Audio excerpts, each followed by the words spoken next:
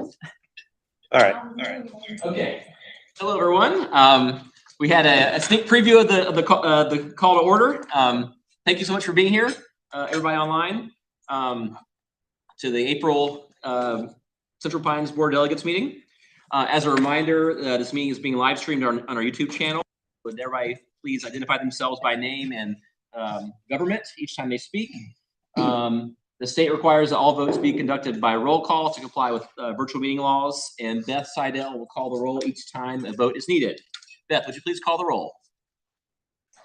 We'll go back to Aberdeen. I'm not sure if Miss Laney is on. Apex. Greg present. Archer Lodge. Benson. Broadway. Scarborough. Scarborough. Present. Carthage. Cary. Chapel Hill. Chatham County. Present. Clayton. City of Durham. Durham County. Foxfire. Fuquay Varina. Garner. Hillsborough. Present. Holly Springs. Trustee Shays is present. Johnston County. Johnston County present. Kinley. Nightdale. Lee County. Smith, Lee County. Micro. She is online, but she can't unmute. Okay, I thought I saw her. Moore County. Here online. Morrisville. Steve Rauch, present. Orange County. Kane Hamilton present. Sally Green, alternate here. Pine Level. Pine Bluff. Pinehurst. Pittsburgh. Pinehurst, Jeff Morgan here, having trouble unmuting. That was Jeff Morgan. Okay. Pittsburgh. Did we have Pittsburgh? Princeton. Present. Raleigh. Robbins. Rollsville. Sanford. Rebecca Selman, City of Sanford, present. Selma. Byron McAllister, Selma, present. Siler City. Smithfield. Southern Pines. Bass. Wake County. Susan Evans, Wake County, present. Wake Forest. Wake Forest, Nick Slawinski here. Wendell. Whispering Pines. Wilson's Mills. David McGowan, Wilson's Mills, present. Zebulon. All right, we have quorum. Okay, thank you so much. And also, before we start, thank you so much for everyone who attended the first Evergreen Exchange. We had a nice discussion about downtown parking. We recorded it, so it may be available forever. I'm not sure where it would be, but maybe on the same YouTube channel. But we're also going to take some notes from that and share it with the board if there's anything that sparks interest for you guys. Okay, so the next section is the Get to Know CPRC section. This is a section that I want to include to get a little bit of the history of this organization and appreciate where we have come from and where we're going. So let me read this to you. It's from 1972. Many years ago, the governing board at CPRC was asked to give regional comments to federal grant applications that came from agencies within the then Research Triangle Regional Planning Commission, or Triangle J COG area. This request on July 26, 1972 appears to be the beginning of a popular educational forest in the region, which is now known as Clemens Educational State Forest. The North Carolina Office of Forest Resources development of the Clayton State Forest, recreation and nature study areas. The area is concerned is a 250 acre tract of land on the Wake-Johnston County line, presently part of the state forest system.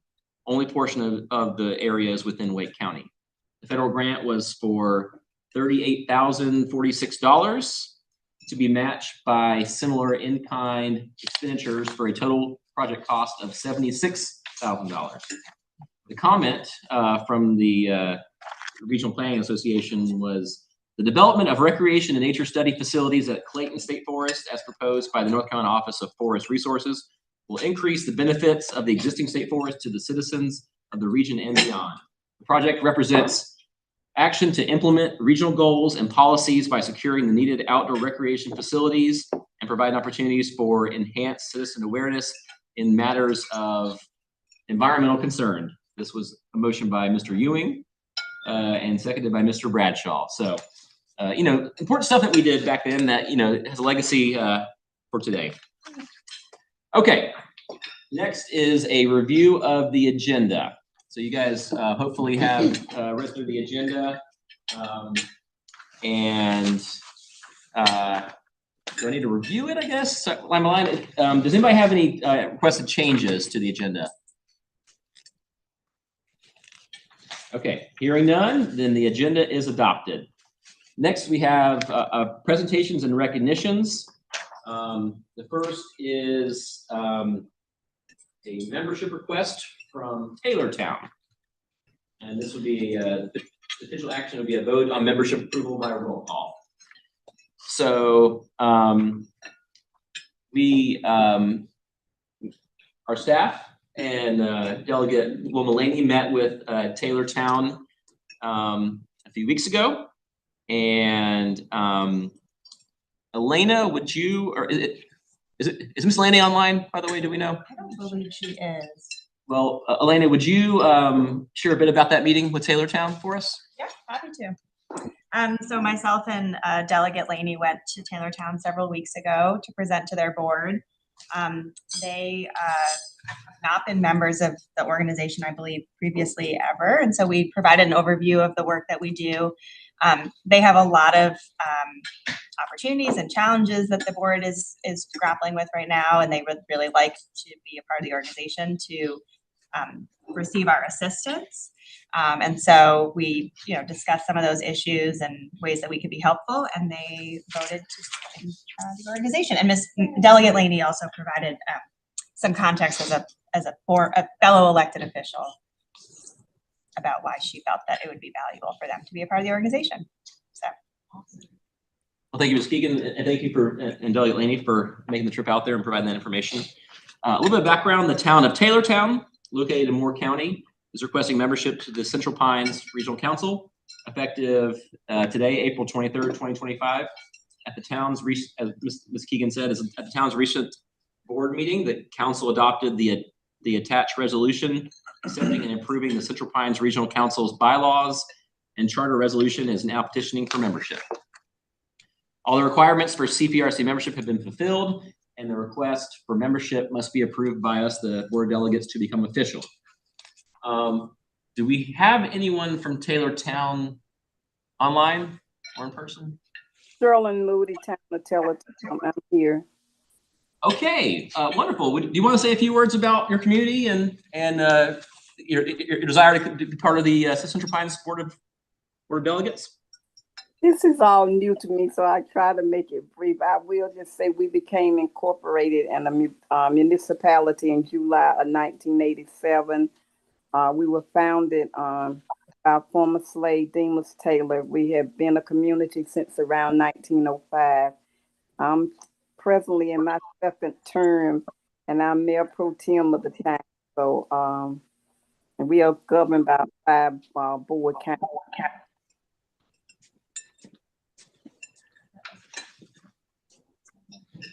That's all I have to say. Thank you so much, and thank you so much for being here for that. You're welcome. Very excited to have you guys request membership. Okay. So do we have a motion to accept the resolution for membership for Taylortown? So moved. I second. Okay. Do you have that, Beth? Okay. Okay, so now we have to take a roll call vote to approve the motion. And Beth, would you do that, please? Bear with me one more time. We're gonna go from the bottom up this time. We're gonna shake it up. So we're gonna start with Zebulon. Wilson's Mills, Wilson's Mills, aye, and welcome. Whispering Pines, Wendell, Wake Forest, Nick Slawinski, Wake Forest, aye. Lake County, Susan Evans, White County, aye.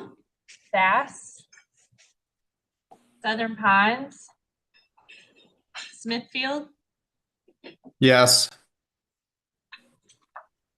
Siler City, Selma, Byron McAllister, aye. Sanford, Rebecca Salmon, City of Sanford, I. Rollsville, Robbins, Raleigh, Princeton, Aye. Pittsburgh, Pinehurst, This is Jeff Morgan with Pinehurst, and Pinehurst warmly welcomes its neighbor just across the street. Thank you for joining Taylortown. Welcome. Thank you. Hi. Pine Bluff, Pine Level, Orange County, Jean Hamilton, Orange County, and welcome to Taylortown. Morrisville, Welcome. Congratulations. Moore County, Mr. Chairman, this is Tom Adams, Moore County. The county commissioners met with a representative from Taylortown this past week, and we too warmly welcome our distinguished city next to Pinehurst. We vote yes.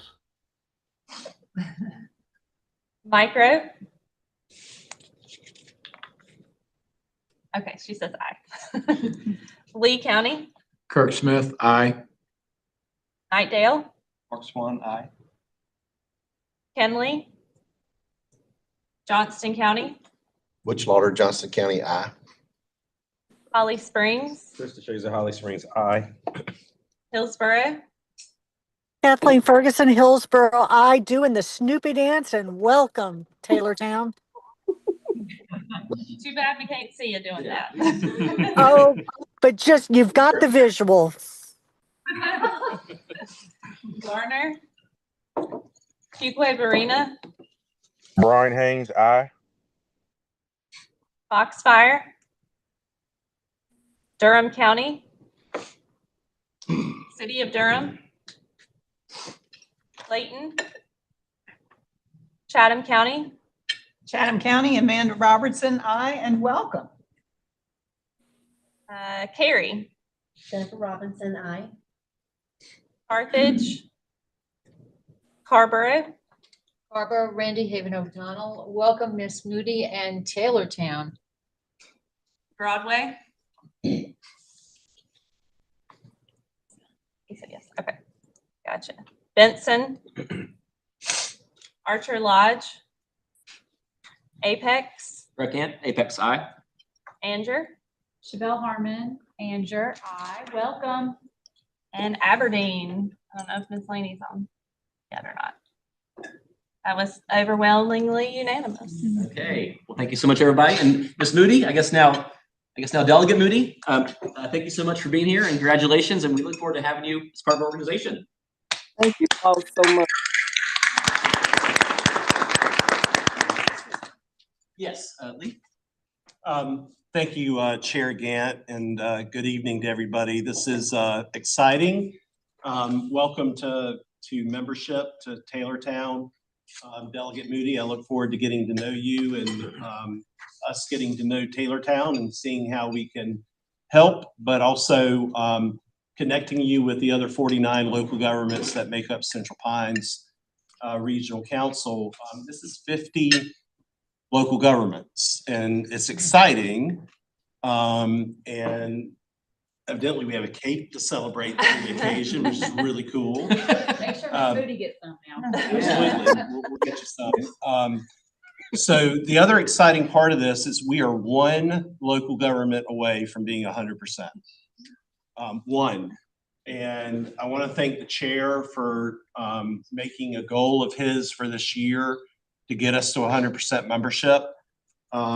Just 8 or 9 years ago, we were 37 members, and now we're 50. And it is a testament to the board's leadership and your trust in us as an organization. And of course, it is because of the wonderful work that our staff does every day to support the region, our local governments. I can't say it enough how much I appreciate them. And so thank you to the board and staff, and thank you to Taylortown. We are excited to have you part of Central Pines. And now it's time to get Four Oaks to say yes, and we can really celebrate. So thank you, Mr. Chair. Thank you. I just want to say, and thank you to Lee's leadership, because when Lee took this role, he set about the goal to get all of the members in. And Lee, you've done a phenomenal job. It was 37 when he took his role, and he has been marching along. So thank you for your leadership. Yes, you keep saying it's my goal. It is my goal, but also it's because we were so close because of the work you've done so far and the work that you're doing now. So thank you, Ms. Robinson, for mentioning that. Is there anything else? Okay, one more left. I told him that all the cool kids now, or almost all the cool kids, are part of Central Pines. So if part of the cool group, they need to join. So anyway, next. We have some introductions from Governor Stein's office. So, Ms. Keegan, I believe you're the one to lead this. I'm happy to. Okay, would you take over? Thanks. Yeah. So we have several guests here from the governor's office. You're welcome to stand up and come up to the front, provide some introductions. So as you all are probably aware, we've had a change in our governor's office for the first time in several terms, and so they have some new faces at their team that are here to introduce themselves and make sure that you all know of them as a resource and a partner at the state. Absolutely. Super excited to be here. My name is David Webb, Director of Intergovernmental Affairs and Outreach for the Office of the Governor. Renee Castellanos, who's here with me today, is the Outreach Advisor that covers all of the counties, Durham and West. So he covers all of that. He helps me with all the outreach and engagement with the communities. Well, I can tell you a little bit about how our office is set up, since the setup is a little bit different than prior administration. So we are set up into an IGA and outreach team put together. So the intergovernmental affairs side handles engagement with local elected officials for support from either understanding things that are coming down from the state or helping to bring things up to the state's concern. Also, if there's partnership that's needed between local government, the state, federal government, happy to do all of those, bridging all those gaps, our agencies. And then the IGA team will be the best point of contact for all of the people in the Central Pines region. I am going to be your point of contact. To this point, we are in the process right now of identifying who will be our central regional director that will cover all of this area. We currently have somebody in Western North Carolina. We currently have somebody in Eastern North Carolina. We are very close, incredibly close, prayerfully close to solidifying somebody in the Charlotte area. And then we will be putting all of our attention on the central area for regional director. I am located in Raleigh, so really close and able to be as responsive as needed for folks. What I'll do is make sure that my information is available, that you all will be able to get that from the COG. Just a little bit of note on how our maps are drawn, which I will also get so you all have access to. It's based on COG maps. So if a regional director has one county within a COG, they have the entire COG. So that is how we are divided up. We love those maps. We think they are drawn amazingly, and we want to see it that way. And I'm not just saying that because I'm at this meeting. I set those up a long time ago. So super excited about that. On the outreach side, I was mentioning Renee, that includes everything from community colleges, Chamber of Commerce, nonprofits, community groups.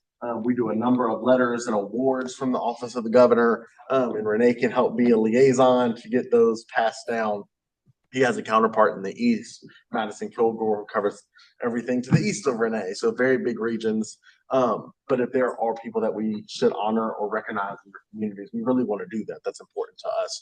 So please get that to us. And if you submit the request on the website, which is where all the requests need to go into for letters, awards, or recognition, just flag that for us, either myself or Renee, and we will keep you posted on what the progress looks like. While I was sitting over there, I was like, I should jot down a few things from the governor's budget, the 265 page document, just to do a couple of highlights. A couple of things I want to note is the governor's budget has a real focus on building a strong workforce that includes some hard dollars in there for providing free community college to students who are pursuing high demand fields. So that is in the budget. There is also more scholarships and funding for apprenticeships. We know that students and workforce is what keeps North Carolina strong, and so it makes us very unique, and we have to continue to invest in that. So that is found in the budget. It has a focus on strengthening families and lowering costs. So there is dollars in the budget for building more homes, which will ultimately lower the price of homes, which we know is desperately needed. Increasing pay for early childhood educators, and targeted tax cuts and credits for working families. Improving public education, the governor has talked about this for a number of years. And in his budget, there is a couple of things that I think are really important. But first, I want to note is a $4 billion bond. And that would go to supporting infrastructure for schools. So if passed, this bond would assist with each county receiving $10 million guaranteed, depending on the tier, depending on the match. Tier 1, it's no match. Tier 2, it's 1 to 2. Tier 3, it's 1 to 1. And then there is the remaining 2.56 billion, I believe it is, would be in depending on attendance. Is how those dollars would be allocated, and it is the same match criteria. There's also raising teacher wages, which we know is desperately needed, and there are significant raises in there for teachers. And then there is free breakfast for our students, because we know that if you are hungry, you cannot learn. And it is important to the governor, it's important to our administration, and I believe it is important to the folks in this room that we are putting food in our students' bellies so they can learn. And then the final thing I want to note is keeping North Carolinians safe. The governor continues to talk about a safer, stronger North Carolina. And one way to do that is to support our law enforcement officers. So there is significant raises for law enforcement officers, as well as our law enforcement officers that are in our prisons, and making sure that they get the needed pay raises, and we address the shortage that we have. You know, that is critically important to their safety, as well as everyone else that is in our jails. And then the final thing that I want to note about law enforcement safety is body cameras for all law enforcement. There's dollars in the budget to ensure that law enforcement is able to all have access to that. So happy to take questions. I know I took a chunk of time here. Just wanted to give you all a couple of highlights from the budget. Happy to answer questions as the best I know, but also happy to connect with you one-on-one. Questions in the room or online? Room of Alexa, no questions. This is Jeff Morgan from Pinehurst. Yesterday at our council meeting, we voted to purchase 10 license plate readers for the village. And the idea there, this is through our chief of police who gave the presentation, but the idea there was that being able to look at license plates greatly streamlines the investigations on crimes that are committed in the area. Oftentimes you see cars coming in, coming out, especially if you're in a nighttime environment where there's not much traffic and things like that. But it's part of a bigger network. And I know that there's some that's going on with a county for Moore County.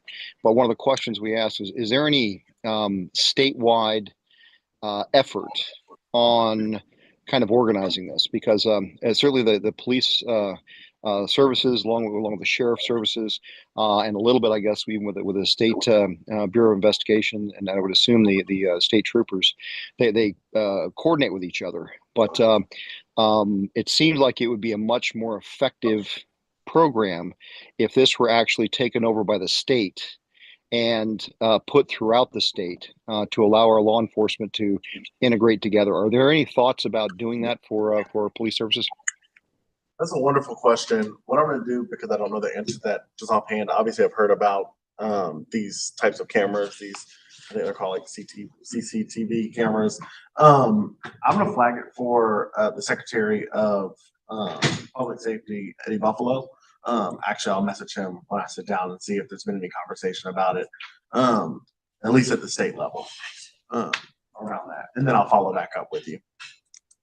Thank you. I have a question. Wilson's Mills, David. Yes. Yes, sir. Thank you for coming out and being with us this evening. And I wanted to bring up something that happened last night at the town council meeting of Wilson's Mills, and I'm certain it's coming up to all of the other council meetings if it hasn't already. And basically, we agreed to sign a resolution sending it to the State House. A resolution of the town of Wilson's Mills Town Council opposing legislative preemption of local government planning and zoning. And specifically, I'll read you the background. It's very quick. There's been several Senate and House bills introduced by the North Carolina General Assembly that would change many aspects of local zoning and planning and dramatically affect the ability of local governments to reflect the will of our citizens. Without going over it, I know it's Senate bills 495, 497, 499, 587, 688, and House Bill 765. Does the governor's office have any, is leaning any particular way with this? Because as you know, and at the other the members of the council here, the delegates know that this is an attempt by at least two senators, specifically sponsoring about 5 of these bills, to take away the ability of towns, municipalities, to and counties for that matter, to control and direct the planning and zoning of their towns. How does the governor feel about that? Do you know?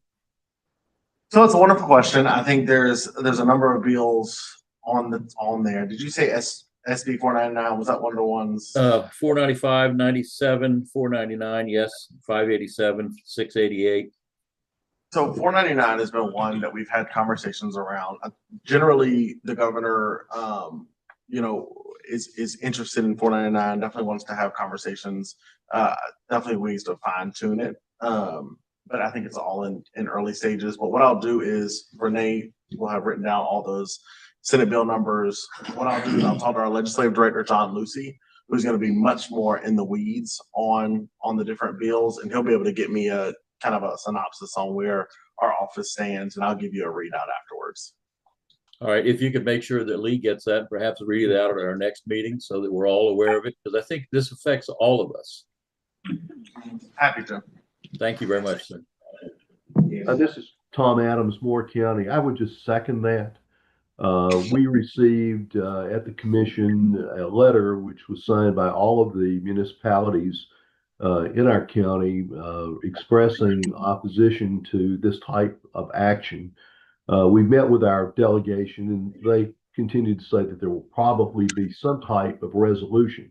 I think the important thing is considering the fact it does affect municipalities and counties across the state, that we have a sooner rather than later resolution of what this is going to look like.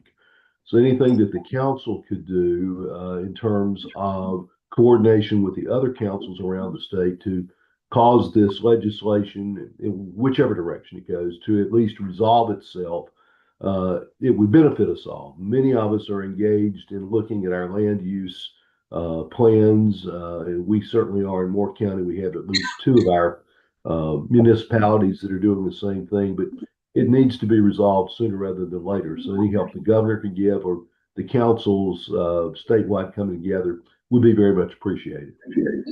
Absolutely. And what I'll ask is if the COG can give us kind of a read on what members are thinking on these bills, will actually be really helpful, because what I can do is pass that straight to our legislative director. And then if there's different perspectives on different bills and different pieces, about the different bills that either you are in favor of or not in favor of, and the reasons why, the impacts that I have at the local area. That's exactly what my role is to pass that information up. So I'm happy to do that.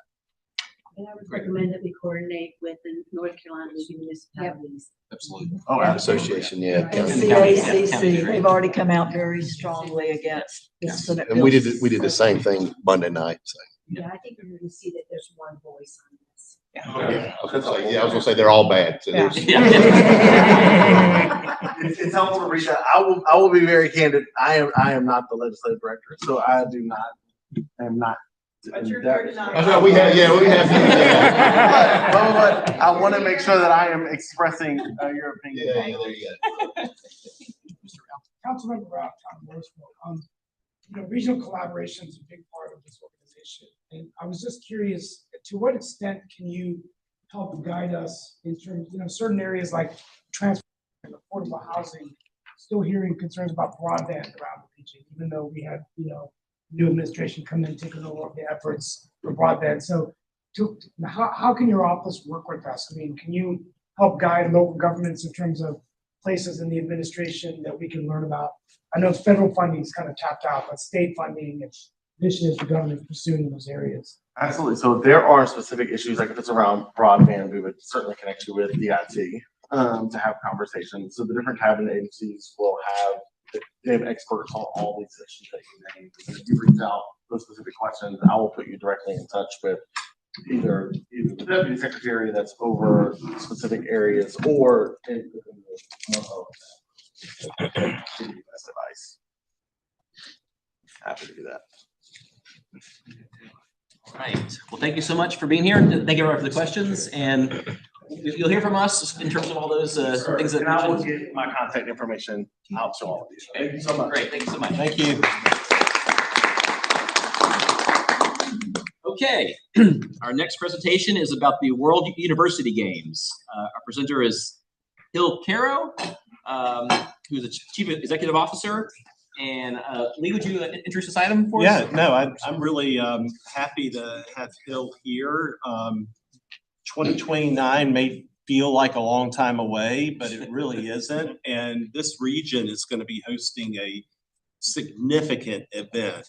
And we thought we'd have Hill come and talk about how exciting this is and some of the early planning, and just to make you aware of what's going on and ask questions. So Bill, it's always good to see you, and thank you for your service to the region and the state, and we look forward to hearing from you.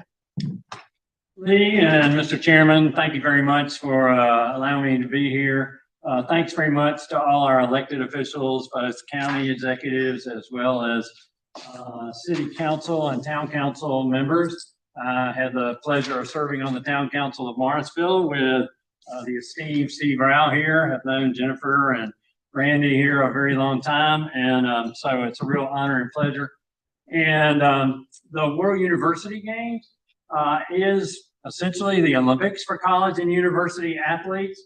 And I'm going to start out with a video, but you'll see in this video why I'm really glad that David Webb and the governor's office are here, because this video needs updating with a new guy who happens to be in office, but I think it'll give you a really good feel. I want to thank David, by the way. We had, so there's a new CEO of the World University Games governing body. The World University Games are based in Lausanne, Switzerland, about 3 blocks from the International Olympic Committee there, and what many people consider kind of the center of the universe of Olympic sports in the world. And he recently made his first major international trip. He came here to the area in March, and David and his team were nice enough to arrange a visit with Governor Stein. So we really appreciate that. And I would be remiss before I start this without thanking Wake County for being one of our significant supporters in this regard. So let's do a little video to get you in the mood, and then I'll walk you through some of what the World University Games is all about.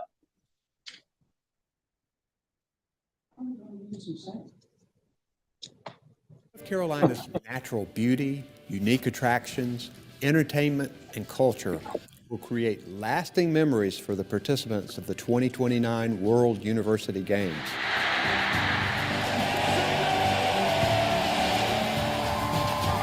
North Carolina is home to passionate fans, and Central North Carolina is America's leader in collegiate sports championships, with a track record of success hosting major sporting events.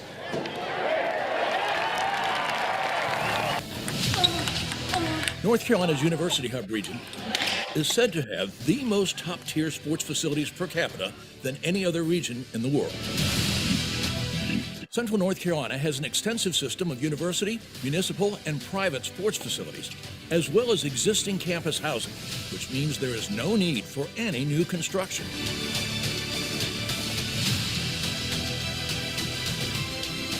The Greensboro Coliseum Complex is the largest sports and entertainment complex in the southeastern United States.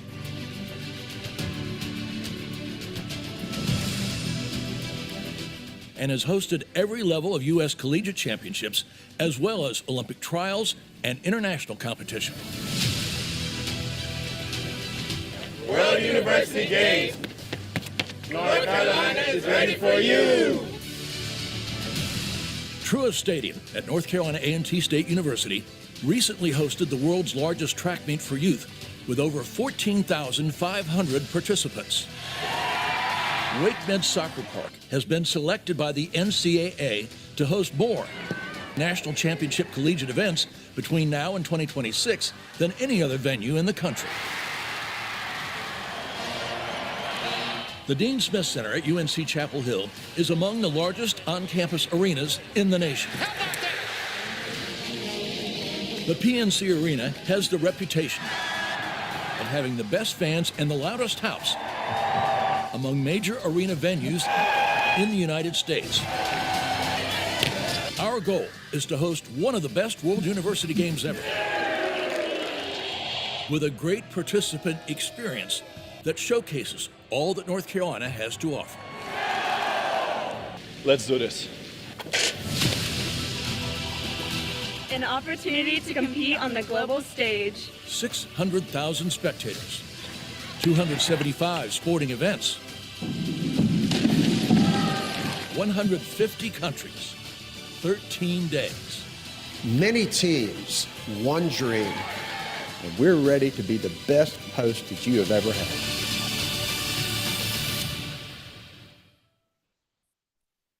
All right, David, so hopefully the executive mansion is going to pitch in on our next version of that.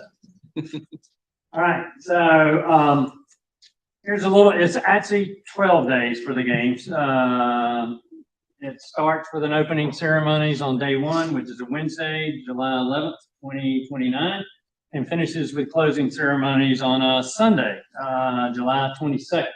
2029. There'll be over 10,000 participants in the games, and as you saw from the video, 150 countries. So the World University Games, a lot of people haven't heard about it in the United States. It's been going for a long time. We'll talk a little bit more in the next slide about that. But it's been over 30 years since it's been in the United States. It's technically the second largest global Olympic multi-sport event behind the Summer Olympic Games. So it's really significant. It has tended to gravitate around the world to countries where essentially the federal government pays for everything. The games that precede ours it's every other year in the odd year. There's a Winter World University Games in the January timeframe and a Summer Games in the July or August timeframe.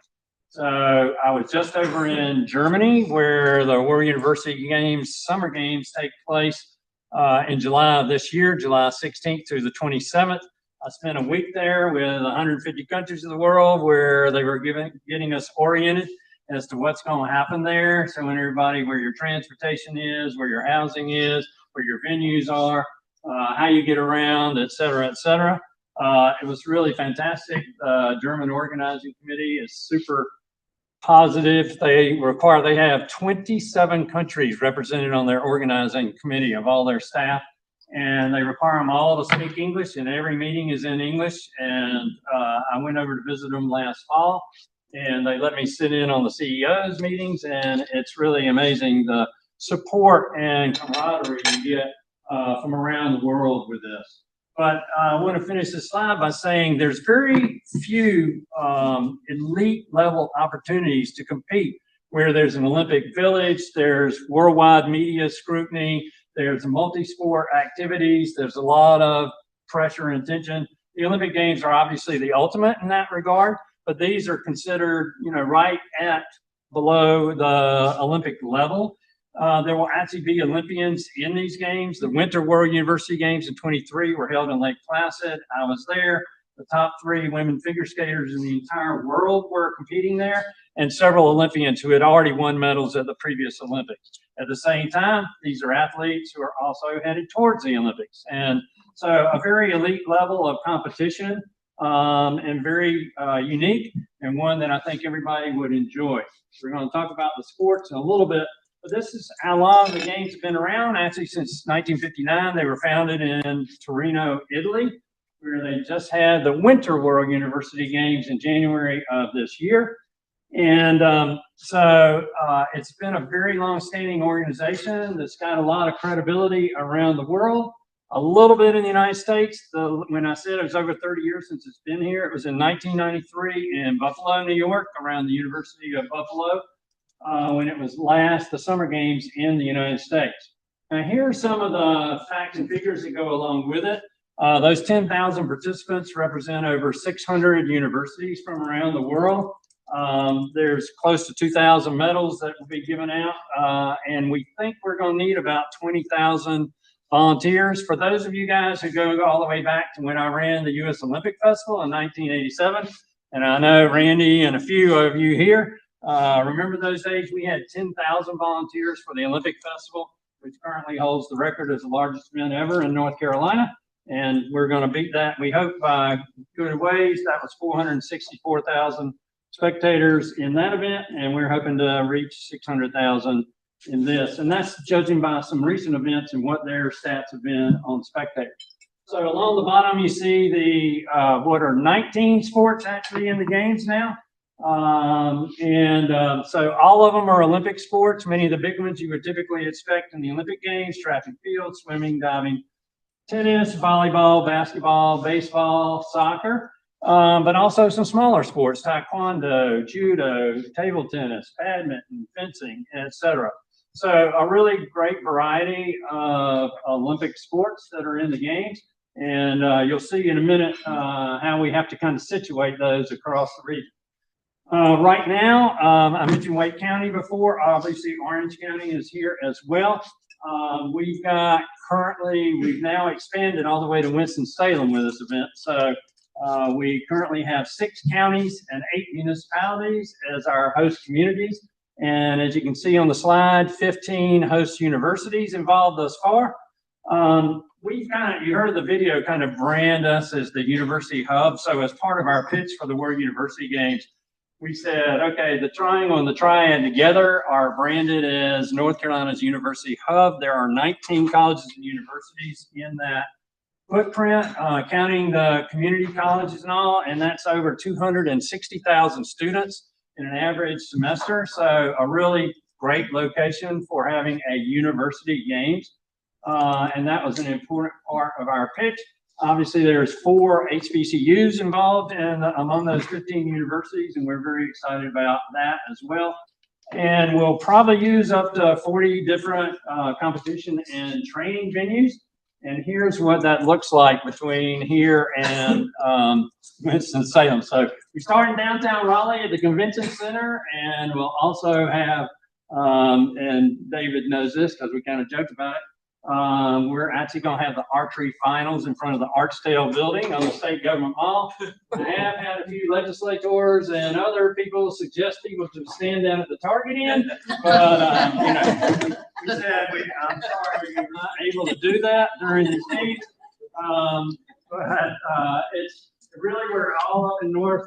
Wake Forest is here, so we're actually up at WRAL with archery, and then Wake Tech North Campus is going to have basketball.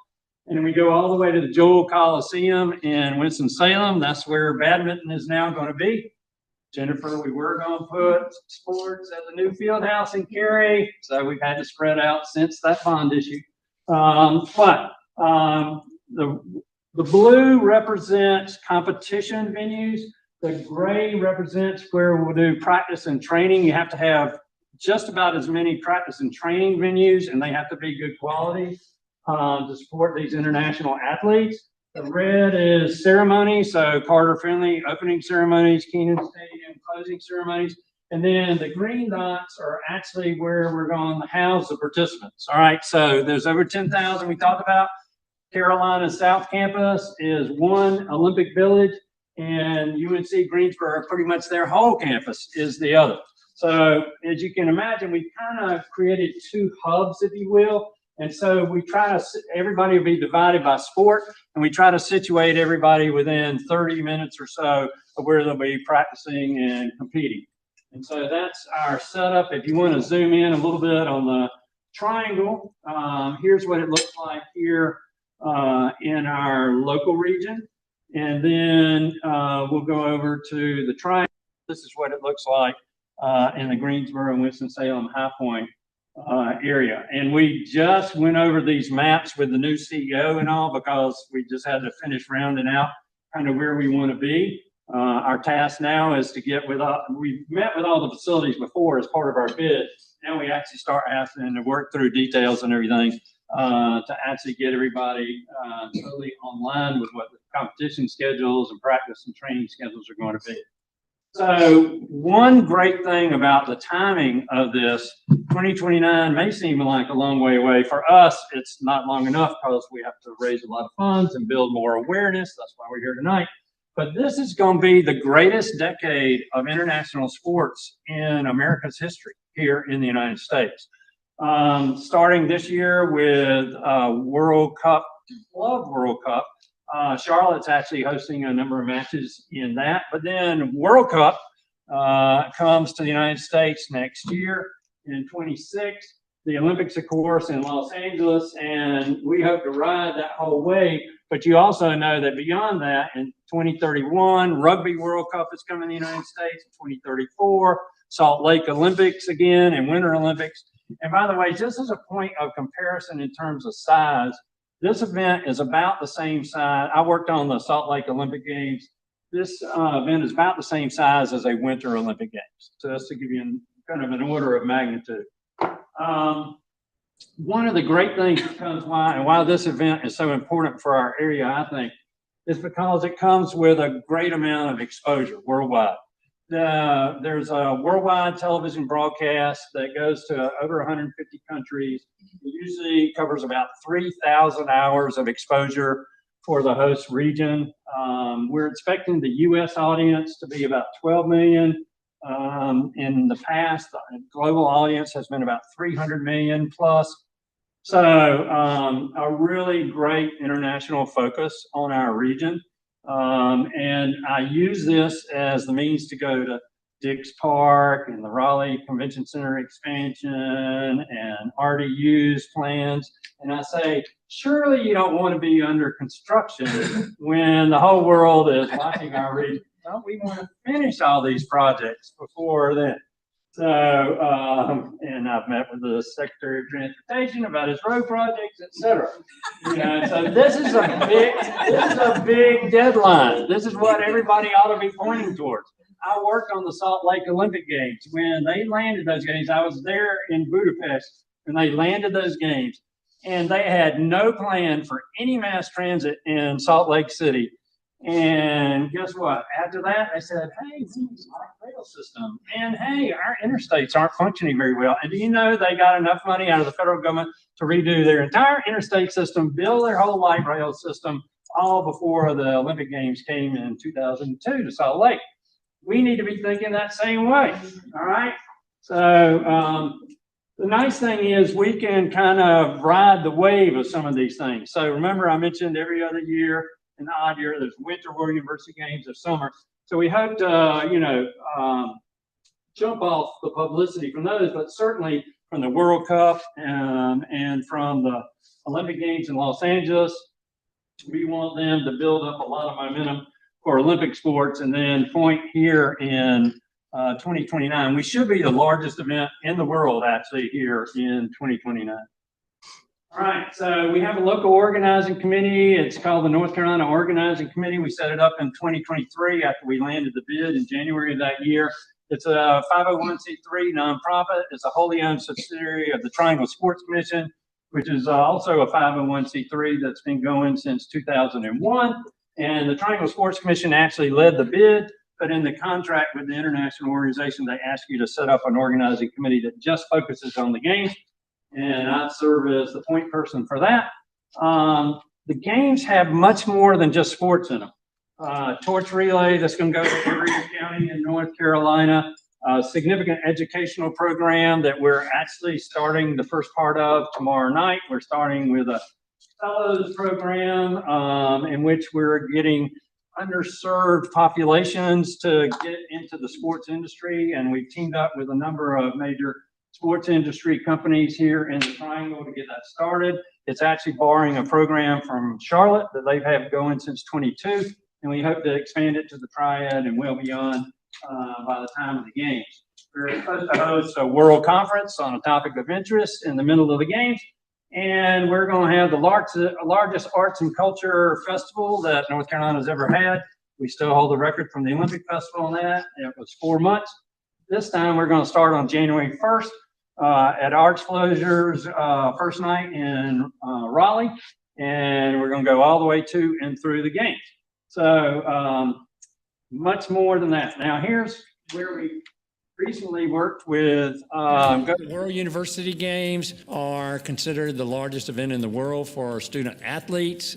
When we host the event in 2029, it's going to be the second largest global Olympic multi-sport event in the world behind the Summer Olympic Games. It will be so big that it goes from downtown Raleigh at the Convention Center all the way to the Greensboro Coliseum complex. Today's event was a grand bus unveiling led by Go Triangle, which is our regional transportation authority. They wrapped 2 buses with designs that were created by Hummingbird Creative Group. The buses are designed to promote the World University Games. Well, I think it's amazing because it starts to get the word out about how important this is to the Triangle region, especially with all of the universities here. And all of the people in the area who see the buses will be exposed to the brand of the games quite far ahead of time. And it helps to build the excitement and awareness of the games in a larger-than-life way. We were really happy to see the commitment and cooperation of the Triangle region at this phase already. I've joined FISU for 16 years, always working on the Summer Games project, and it's actually the first time that we're able to see a bus dress up so much early in advance, and that totally explains the commitment to build up the way to the FISU Summer Games in 29. It's very important, I think, that we do get out of the blocks early and help build all this. It's kind of like a pyramid. We got to start here and eventually we got to get out to a really wide base. So the earlier you start, the more opportunity you have to get further out in terms of building that awareness base. And what a tremendous opportunity for our state and country, because it will be a significant economic generator. It will have worldwide broadcast coverage. It'll really step North Carolina up on a world stage that it's never been on before. The Research Triangle Foundation and RTP definitely are looking forward to and putting our money where our mouth is to really advance this amazing event in 2029. I hope you are excited as I am now. Let's get to work. We're just thrilled that Go Triangle and our other partners were willing to do that, and hopefully it will resonate and just build like a snowball from now on.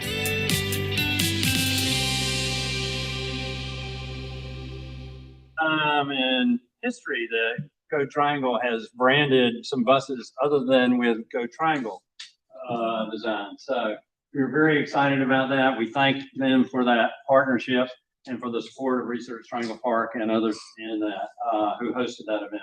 So just some quick figures. We talked about our local communities involved. Every year there's 43 million people that travel to North Carolina for tourism purposes. And also we certainly want to take advantage of that. And the reason the state and the legislature and the governor's office, among others, Department of Commerce, have supported this event is because they see it as a very significant economic development event.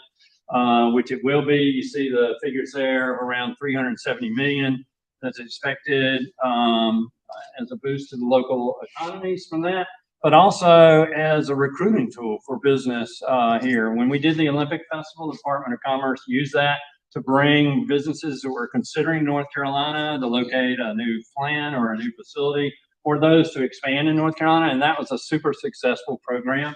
And we're hoping to do more of the same with this event. So the nice thing about this is we've got one of the greatest, as Bob Holliday said on that video, we've got one of the greatest collections of venues, probably per capita in the world, like he said. We don't have to build anything for this event, and we've got all the facilities we need to house everybody as well as eat. And it's perfect. Just in Germany, they were all so excited, and I'm talking like Cambodia and Thailand and all these countries I was visiting with. They were very excited to hear how much of the university games are actually going to be held on university campuses. They don't get that in the rest of the world. And for all of those in the room, I know you travel a lot. You've probably seen that there's no universities built like in the United States, where we have athletics so integrated into our academic physical plants and all. So they're very thrilled that to be on our campuses and to see that. So it's a unique opportunity. It's got those three legs of the stool that I was talking about in terms of sports and also culture and education. And let me show you one thing, a couple things before we finish up. I've got just a few more slides and a couple of very short videos. The next one is about what we did for the broadcast from the Torino games. We actually took the world feed, and then we used the Van Wagner Studios in North Raleigh to produce this broadcast that then ESPN broadcasts around the country. And the person you'll see in here who's commenting is actually grew up in Marshville. And so she lives in Charlotte now. So let's see if we can get it going. Hello and welcome back to ESPN's coverage of the Winter World University Games in Torino. It was just the best place you could ever hope to be at for an Olympics. The crowds were fantastic. The venues were great. It was really wonderful.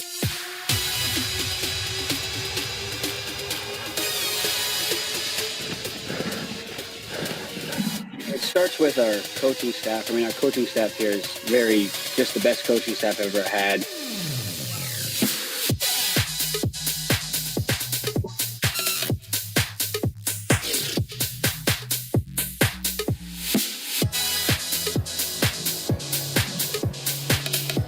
For me, that building is just special. And win a gold at, the World University Games, it's the biggest thing for all of college sports. Well, this is a unique opportunity for North Carolina to step out on the world stage.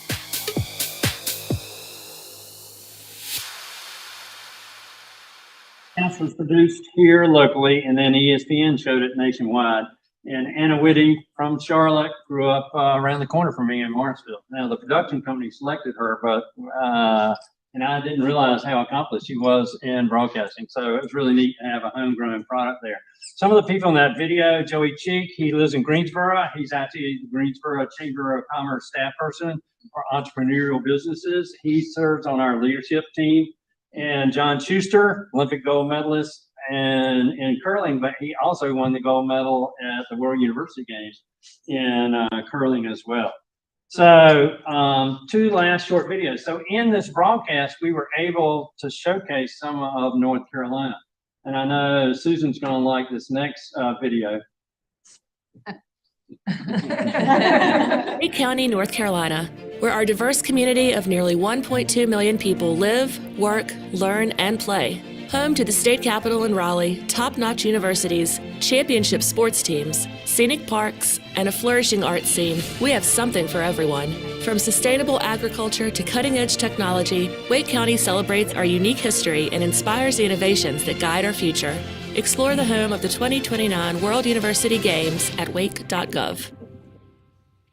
We love that. So that was an ad that Wake County produced for us to be able to give to ESPN to show in their 6 nights of primetime coverage from 8 to 11 every night on the last 6 nights of the World University Games. And then here's one we did to just kind of promote our area. I'm Olympic gold medalist Rowdy Gaines. Did you know that the world's largest multi-sport event in 2029 will take place right here in Central North Carolina?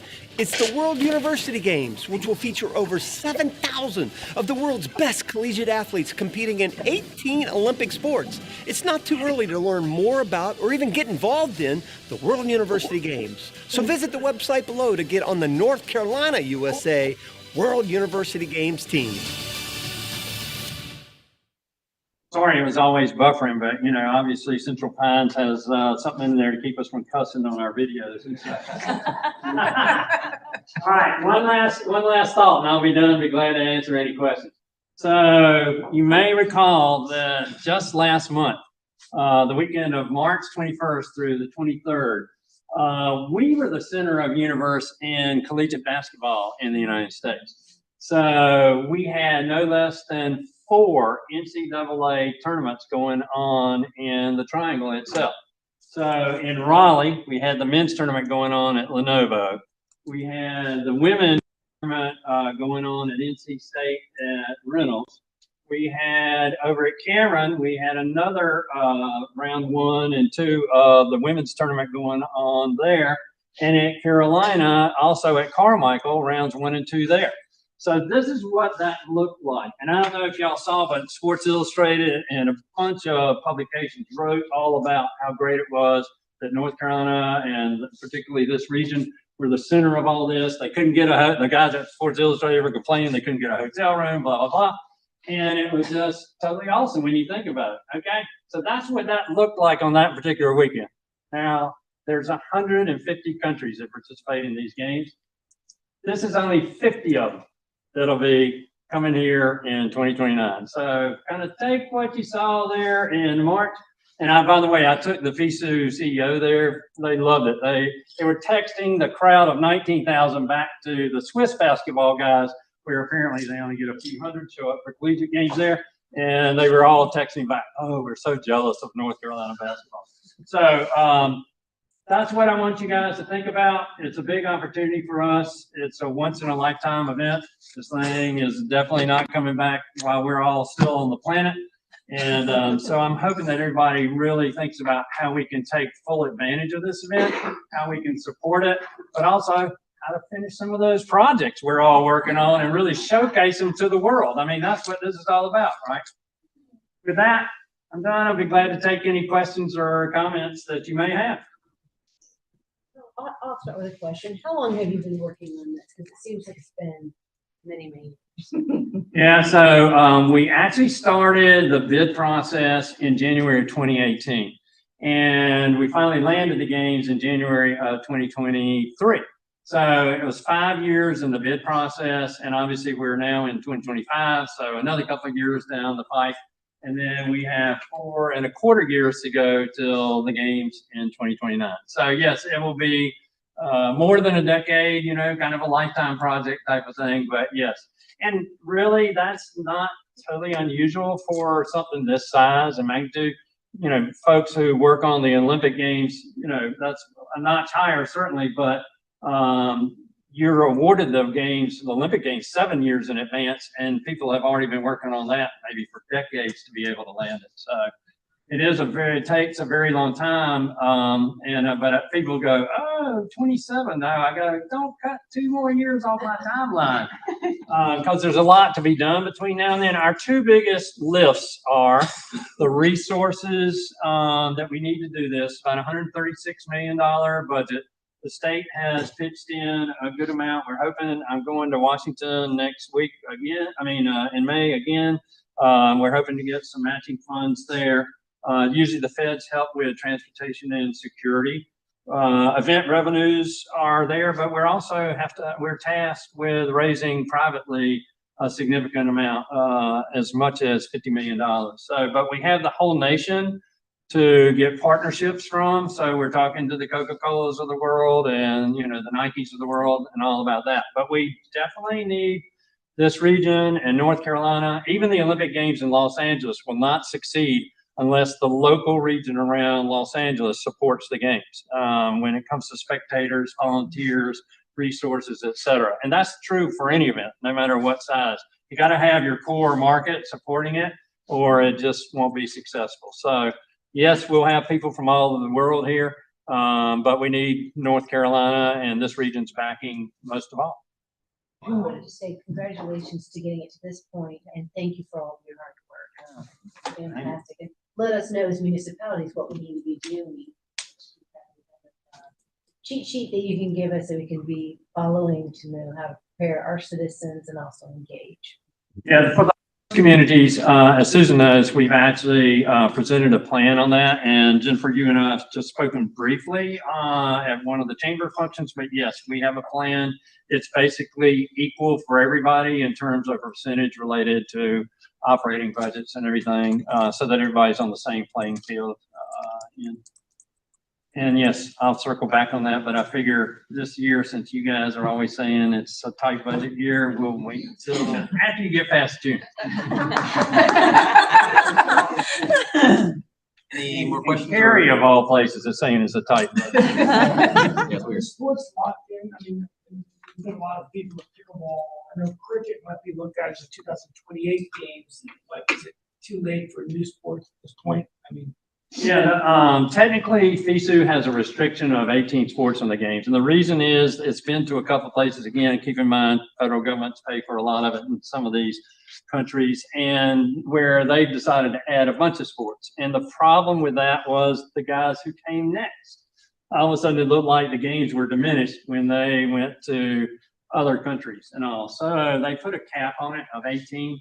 I mentioned 19 because to us, it is 19. Baseball and softball, we treat them separately. But internationally, baseball and softball are considered one sport, where softball represents the women's side and baseball the men's side. They're under the same international federation, et cetera.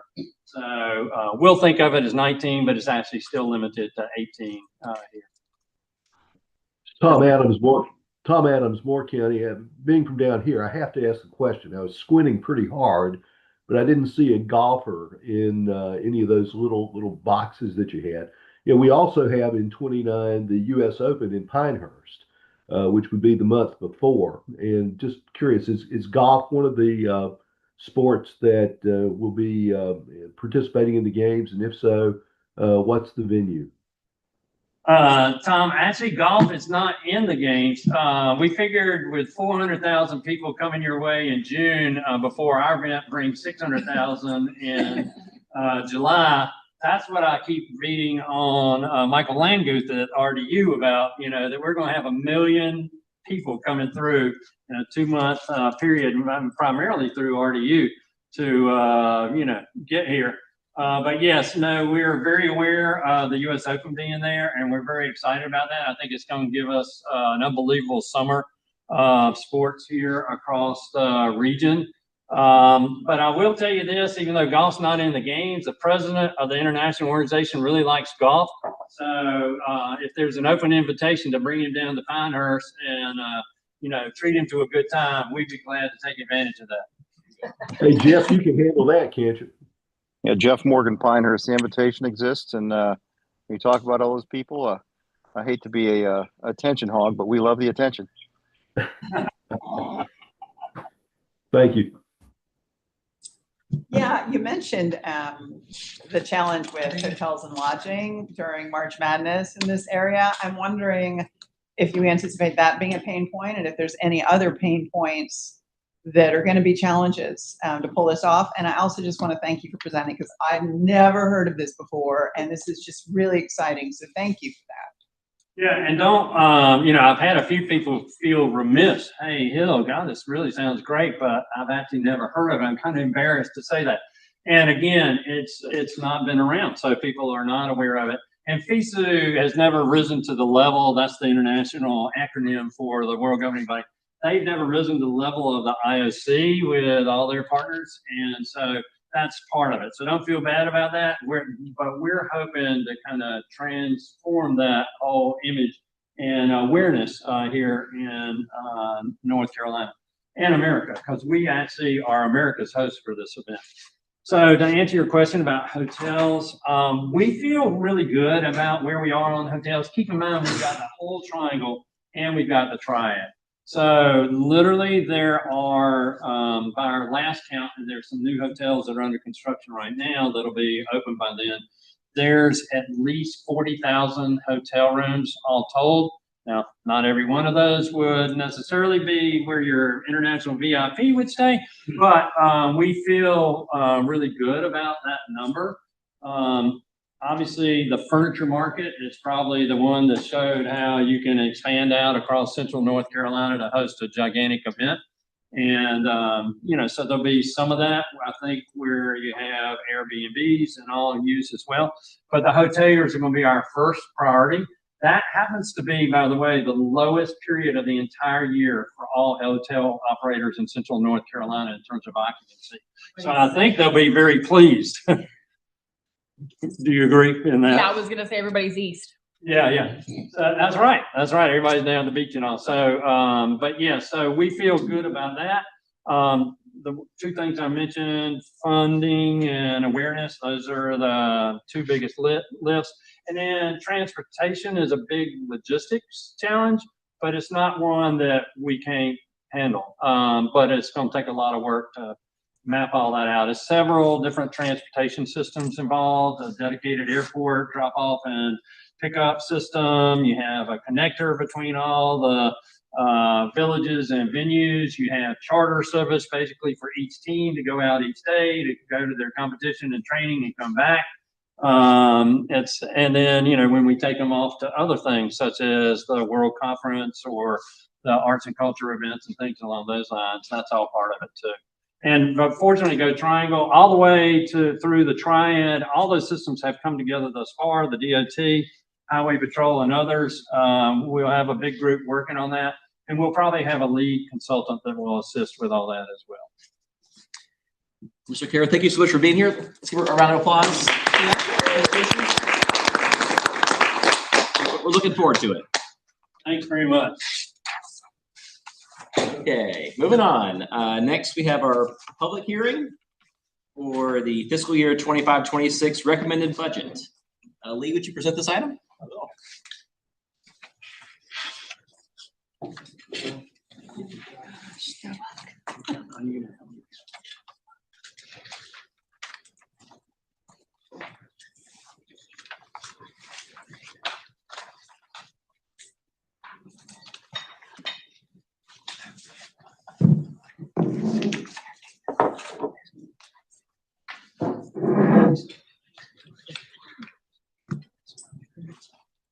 Brenda.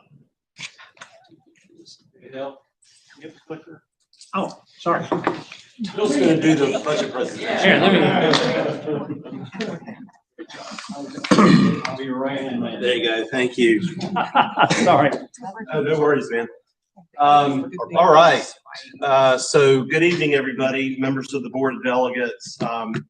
Really honored to present the council's recommended budget work plan for fiscal year 25-26. It's hard to believe, but this is the 10th recommended budget as the executive director of Central Pines, and undoubtedly it's probably been one of the more difficult to craft. Even with the challenges, the budget reflects our continued commitment to supporting our members through efficient, innovative, and regionally focused services. So here's a quick overview of the process. The recommended budget was emailed to the board, managers, and staff on the 21st. Today, I'll present it publicly, ask for your feedback, and the board will hold their required public hearing. Formal adoption is scheduled for the board's meeting on the 28th of May. So here's an overview of the budget. Just over $37 million, which is a decrease of about 8.5% from last year's recommended budget.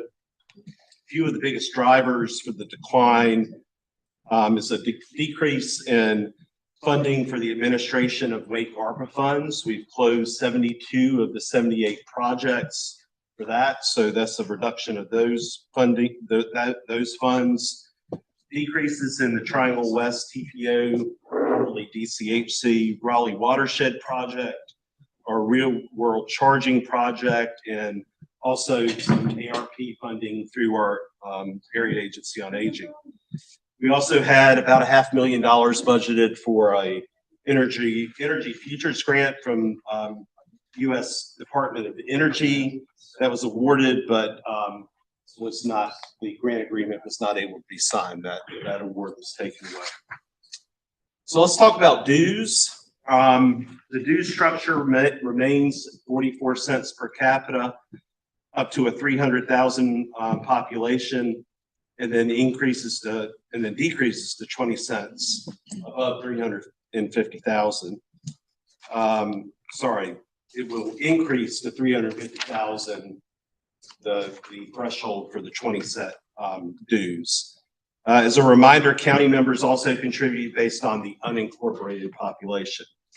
The counties also contribute a total of about $250,000 in funding as match to help fund our area agency on aging. As a reminder, we raised dues over the last couple of years, the first time since 1996-97, to begin working on building the organization's unassigned fund balance, which has been in a negative position for at least the last 16 years. We give a lot of credit to our chief finance officers and others for continuing to work on that and come up with strategies to make sure that we're resilient into the future. So I'm constantly asked why dues are important and how they're being used. And at times I'm asked how dues understandably directly impact the local government that pays those dues. And I just want to stress through this presentation that I'm confident, and I know that our staff does all that we can to show the value to our individual local governments. But I also remind the board and others that being part of Central Pines is a commitment to improving the region collectively. And so I hope to show the tremendous value that member dues hold for the organization and the region through the presentation tonight. Though member dues make up just 2.5% of our total budget, they are absolutely vital. Dues are the only funding source within the organization to support leadership capacity, portions of staff time, project matches, contingency, and regional project development. Each dollar in dues generates an average return of over $38 in leverage funding, which I think is an extraordinary value. So our mission remains rooted in connecting communities and delivering strategic outcomes. Our strategic focus areas for 2024 through 26 guide everything from economic development to aging services to transportation and resilience. During the next several slides, I want to give you a glance at the tremendous work Central Pines staff members accomplish with a few examples, just a few. I'll discuss some challenges we face over the next year, some of which could have grave consequences for the organization. I don't want to sugarcoat anything. Finally, I'll share how the board and our local government members can better support our work, and I'm not doing that selfishly. Through the presentation, I hope you'll see that utilizing your regional council helps the region and makes your local government more efficient. The local governments of Central Pines own this organization and invest in it. So please use us when you can. Finally, I encourage you to look at the small amounts of member dues involved in each focus area and the significant leveraging of resources that our focus area leads can accomplish with just a little bit of funding. So let's start off with our aging and human services.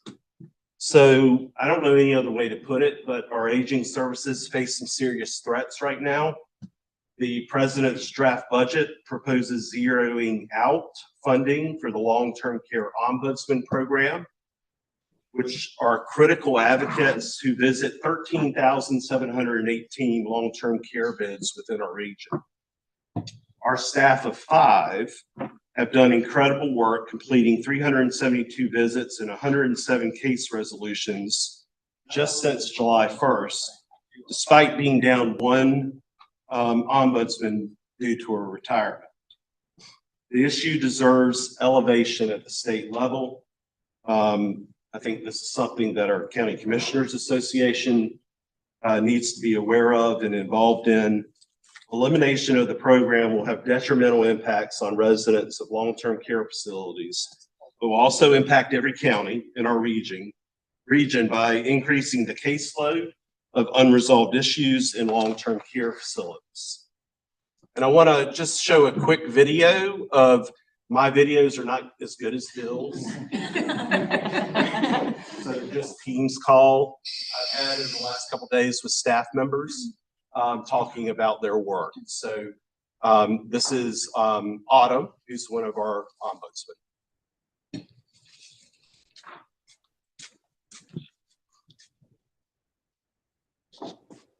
Autumn. Good morning, Lee. How are you doing? I'm doing fine. I hope you're doing well. Good. Yeah. Good. Well, thanks for taking a couple minutes to talk to me this morning.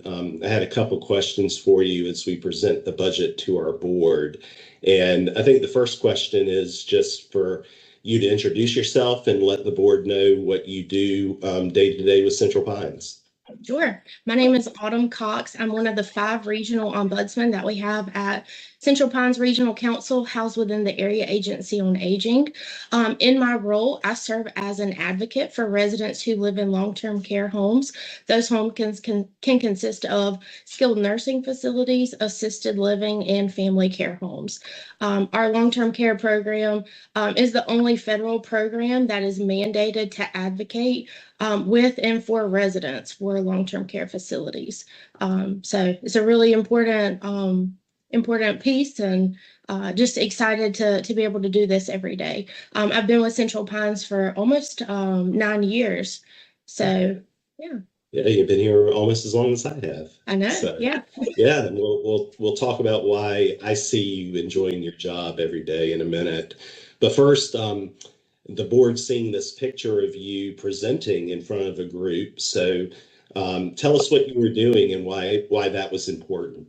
Absolutely. So one of my fellow coworkers and ombudsman who has actually since retired earlier this year, Amy Kepler, we were asked to speak at the annual Duke Caregiver Conference. This is a conference that's held every year, and typically between 500 and 600 caregivers come to this event, and it's just an educational opportunity. So we were asked to do a breakout session, and our session was titled Navigating Long-Term Care. So what we talked about with these caregivers were, you found yourself in a crisis situation. Where do you go from here? You're needing more help than what you can provide at home. So what does that look like? So we talked about, what are first steps as far as getting your loved one into a long-term care community? What do you need to have in place? What are payment options? We certainly can't tell you to pick this facility over that facility because we don't endorse facilities. We have to remain, an unbiased party. But we can tell you all about the complaints that we've had, the complaints that the state has gone in on, what they've been cited for. All of that's public information that we know exactly where it's at on our state website, and we can get that to the people that need it. We'll tell you how to go into facilities, things to look for, just to ensure that, when your loved one has to go into a long-term care facility, that they're receiving the best care, and that you have the peace of mind while you're at work, knowing that they're being cared for. That's great. It's just such an important thing that you all do. I mean, we're all getting older. We all have family members that are dealing with these issues. And so the last question I had for you was, you have been here 9 years, and I've watched you do a great job for the region and for individuals. And one of the things I admire about you is that you're always seem to love what you're doing. So can you tell us why you love your job? Absolutely. First off, I love that every day is different. I get to make an impact on the residents that we serve. Some people, they're very fortunate to have family members who will help them advocate whenever they have issues arise in the facility. But a lot of people are not that fortunate. So if I get to be that voice for that one person, I feel like I've made a difference not only in that day, but in the week, and just just want to make a difference, and seeing that impact that I have on these residents. And so whenever I leave the facilities, knowing that the residents are telling me, thank you, you've listened to me, you heard what I was saying, and together making their quality of life better, that's what does it for me. That's how I get my joy. And so I'm just thrilled that I can be in this position and can help these residents advocate for better care.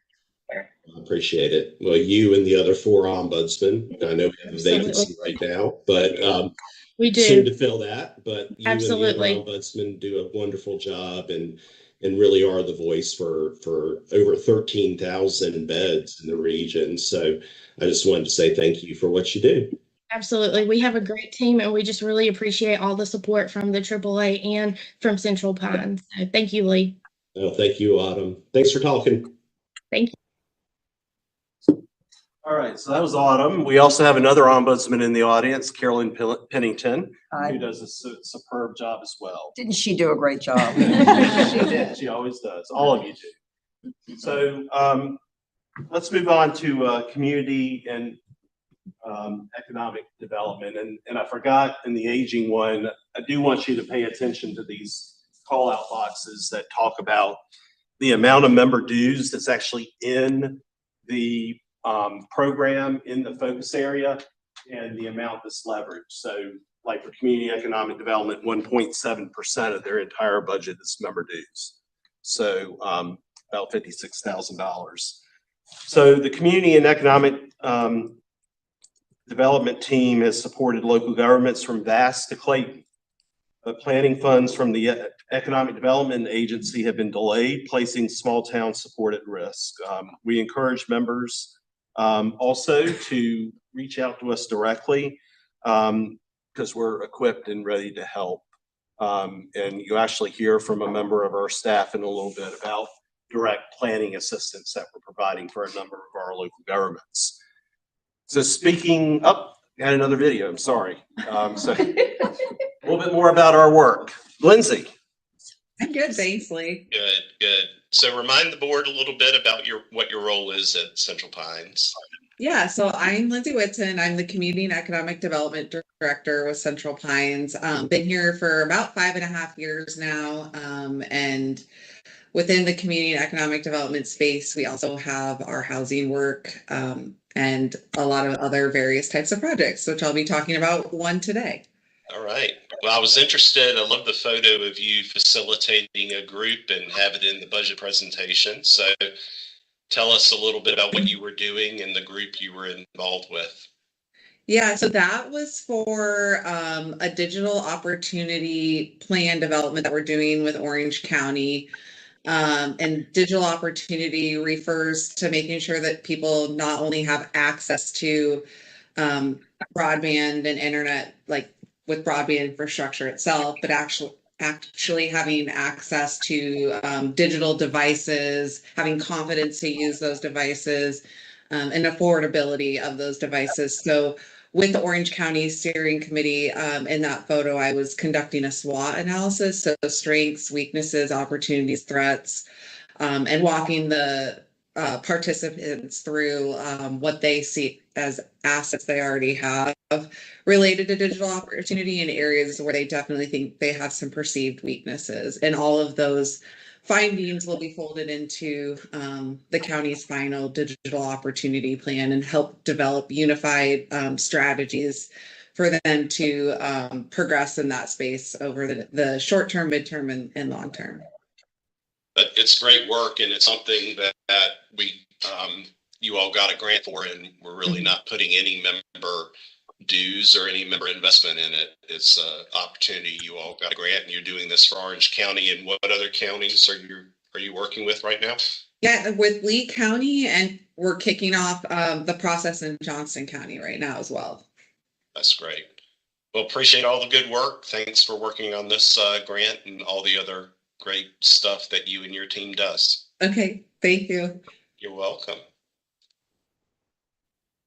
Lindsay was absolutely thrilled to do that. I can tell by watching your expression over here. Yeah, Her team does really great work in directing in communities. So Let's shift, and I don't have a video for member support and strategy. I just ran out of time to talk to Elena, but our member support and strategy team provides facilitation, budget assistance, grant writing, water sewer collaboration and coordination. Yet, unfortunately, some of our members continue to contract for these types of services when we could assist you directly. Just a reminder that we're your regional partner. We're owned by you, and we can help reduce costs and administrative burdens by directly contracting with us for those types of services. Since we're a local government, no need for an RFP. You just say, hey, we need help with this, and sign a contract, and off we go.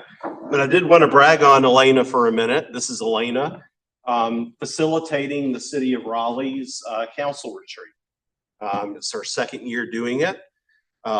She did it a year ago and did such a great job that they asked her to come back and do it again. And she did a great job facilitating the group and really talking about some really important issues for the city of Raleigh. So thank you, Elena. I think it's a great picture too. Shows the joy that she has in doing her job as well. So great work, Elena. Let's talk about housing. CPRC secured just last year a $1.6 million youth homelessness grant, but we face some uncertainty from housing and urban development around that grant right now. And I'll just say more about regional opportunities in housing. I think there are a lot of opportunities for more coordinated regional housing strategies. Local governments alone shouldn't have to bear this issue and work on it individually. There are really important ways to connect this issue in a regional context, and we want to be here to help streamline and scale solutions. And so we'd be open to conversations about how that can be done on a more regional basis. So our environment resilience focus areas, we facilitate a lot of multi-jurisdictional programs like Triangle Water Supply, Jordan Lake One Water, the Triangle Water Supply Monitoring Program. We also have a $3.9 million grant from the Department of Energy for EV charging monitoring that is actually multi-state, that is stalled due to some ambiguity from the federal level on where the grant is, which means we've had to halt progress, reassign staff, and not be able to progress on the grant like we had hoped for. We are asking the DOE for more clarity, but the delays are frustrating and actually cause a lot of wasted time and expense when trying to figure out where we should go on already signed grant agreements. So here's a video with one of our staff members in environment and resilience.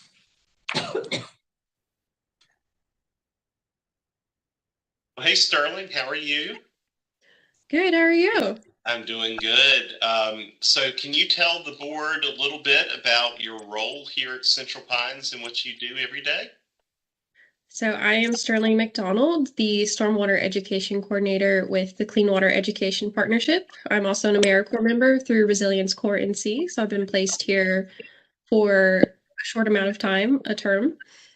And this picture here, I am doing outreach and education at Inglewood Elementary School in Rocky Mount. I do this outreach and education to help fulfill our 44 partner local governments, their stormwater permit requirements. They require a certain amount of public engagement and outreach. So here I'm doing a watershed demonstration on what we call an enviroscape. It's really fun and messy. The kids love it. So a watershed is an area of land where all the water drains into the same place. And that kind of illustrates how stormwater, which we don't treat in North Carolina, can impact the land and local waterways in your surrounding area. So here we are placing pollutants on the watershed. So it'd be like dried parsley for yard waste, and we have the kids place it on the model, and soy sauce for motor oil, and all these messy fun things. And it shows them how human activities can impact their local environment. And then we create a rainstorm. So we bring in spray bottles and we have the kids spray in fire escape and they see how all those yucky pollutants wash into a local creek or lake, and they all see how dirty the water is, and you drain the model. And I hold up the water and I say, "Would you drink this?" And the water is usually like brown or pink.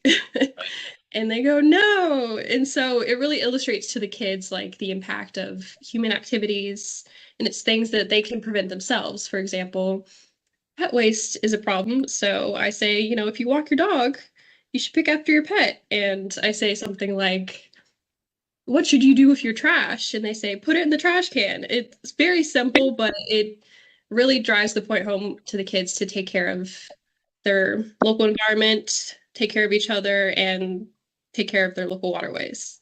That's great. Yeah, so a great example of how we at Central Pines are doing important work within the region, but in Rocky Mount, which is not in the region. And so you're interacting with younger kids who hopefully will learn and exhibit those activities into their adulthood and teach others about it as well.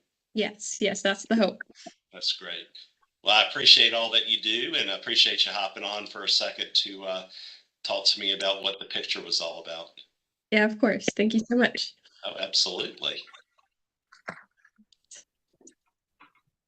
All right. So another focus area of ours is mobility and transportation. We do a lot of work to support the now 3 MPOs, the RPOs and TDM programs across the region. Our work to help coordinate Campo and Triangle West TPO's joint metropolitan transportation plan demonstrates the value of having a general purpose entity like Central Pines coordinating these efforts. I really believe a stronger role for CPRC at the transportation table is also needed at this time.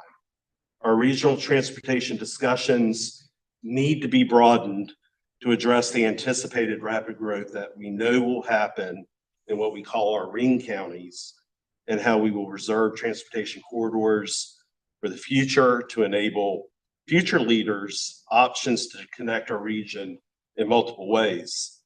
Central Pines could be a key facilitators in those discussions if asked. And now let's shift to our partner organization, the Triangle West TPO, which we host and are thrilled to have them part of the organization. Getting ready to start our 3rd year with Triangle West, used to be DCHC as part of the organization. Triangle West TPO budget's included in the overall budget that's been approved separately by the policy board, and we simply take that approval and insert it in our budget, which is close to or just under $4.8 million.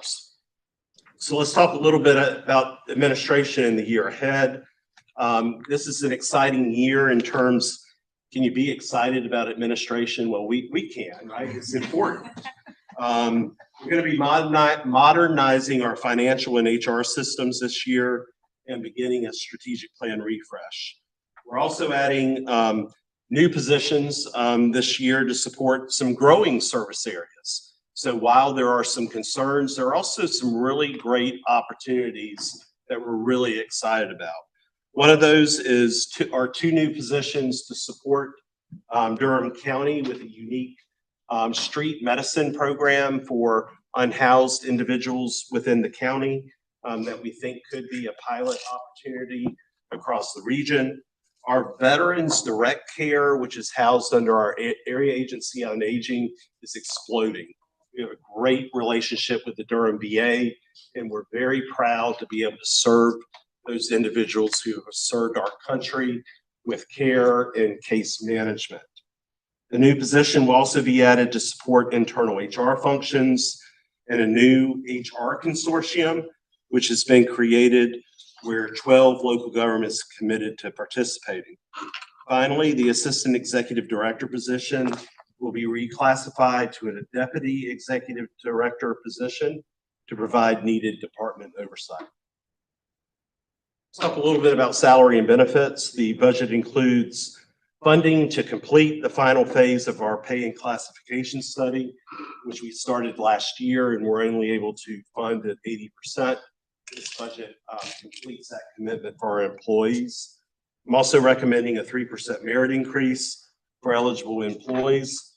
We also had a bit of surprise at the beginning of April when the League of Municipalities let us know in many local governments that their health benefit trusts would cease operations. But I'm very excited about the future for our health insurance. We have been accepted into the NCHIP program, which is a program for local governments with 50 employees or more. There's several local governments in the region that are part of it, and a resolution to officially join NCHIP is part of the consent agenda.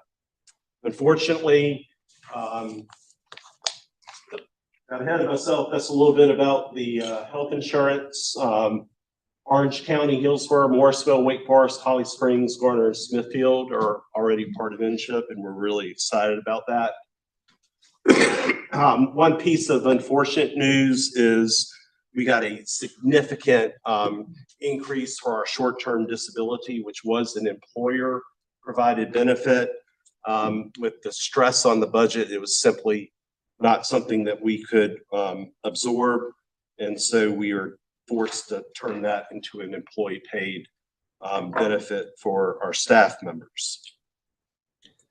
I want to sort of wrap up by talking about indirect expenses, which again is probably not an exciting thing, but significantly important for our organization. Our indirect charges fund essential functions. It funds this facility, HR, IT, finance, legal. Member dues are not used to fund our internal operations. You may have seen some recent media and policy attention on capping indirect rates, discussing unreasonable costs for large endowments at universities that should be used to support expenses. That's just simply not the case here at Central Pines. Our indirect cost model supports our essential internal functions to make our organization an efficient and compliant agency that responsibly uses public funds. So a 15% number has been thrown around in some of the media reports. And I just want to talk a little bit about what would happen if 15% were actually forced for Central Pines. It would be unbearable. It would be devastating. It would mean cutting over 1.6 million from internal operations. It would devastate our ability to serve you. We'd have to eliminate internal staff. We'd have to close this office. We'd have to freeze critical functions. We simply would not be able to take it. It would be a 2/3 reduction in our indirect costs. So let me wrap up by saying a little bit about contingency. The recommended budget significantly reduces our contingency this year because we really have to replace our finance system, or I hope is going to chase me out of the building. But it's important to do. It's a one-time expense, and but it will be recovered over 5 years through our indirect cost allocations. It's a necessary investment to modernize our operations. Finally, in closing, I just want to say that the recommended budget is lean, but it is forward-looking and structured to protect core services while still hopefully enabling innovation and service to our local government members. I really want to thank our staff.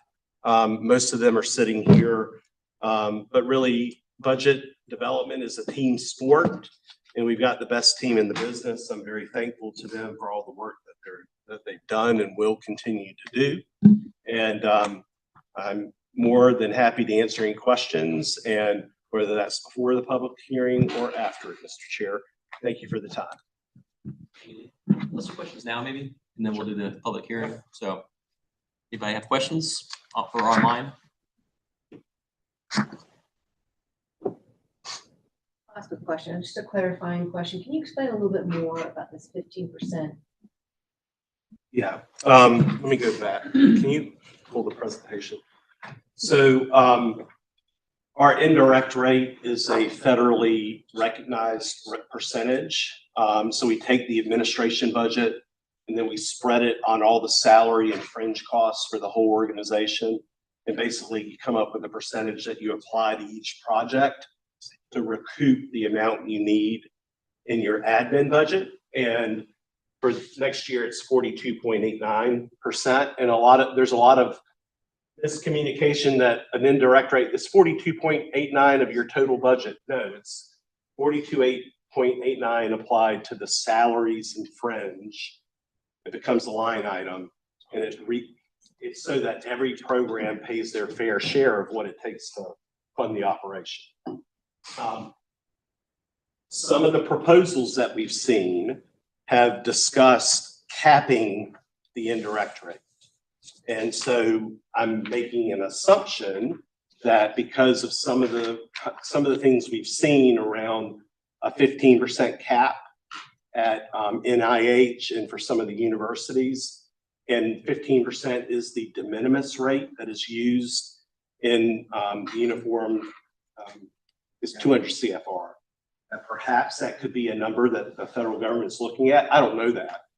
But if we were to go to 42.89 to 15, it would mean a reduction in our admin budget from 2.4 million down to 800,000.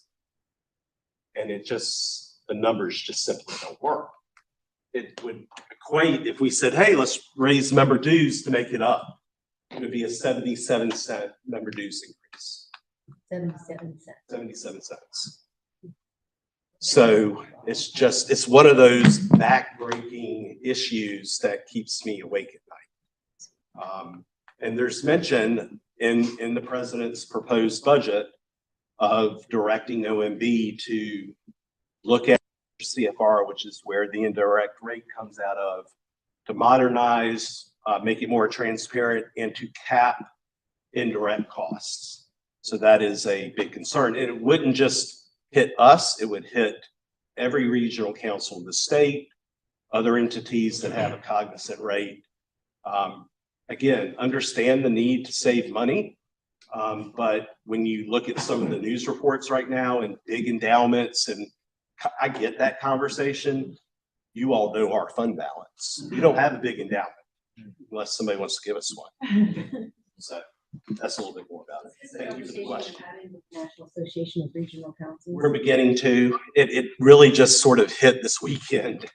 And so we're beginning to develop some strategy. This was sort of the coming out of the gate around some of it, but it just came up the last few days.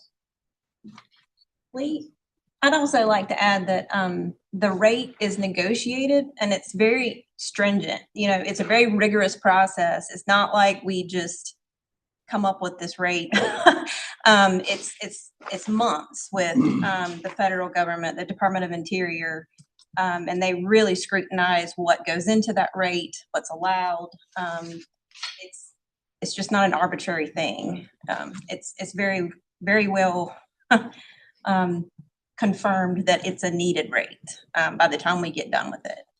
Right, because there's certain things in the Code of Federal Regulations that are articulated that the rate that indirect costs can be used for, right? We can't use it to pay for the board's dinners, right? So that's paid out of member dues. It used to be paid out of indirect, and several years ago, the feds said, nope, that's not allowed, pulled it out, right? And so it is scrutinized, and our negotiator does a great job making sure that we are compliant. So that's a great point. Okay, I'm gonna open up the public hearing real quick so we can do that part of the meeting. So is there anyone in person or online that would like to speak on the budget, recommended budget?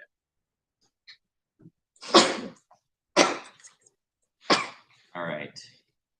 Hearing none, I will close the public hearing. Maybe one more chance for questions from the board for Lee on this. I just want to acknowledge that we were at Campo recently, and they gave you great kudos for working with them and the planning organizations and being that bridge. So, I'm a unique town that appreciates the bridge as well.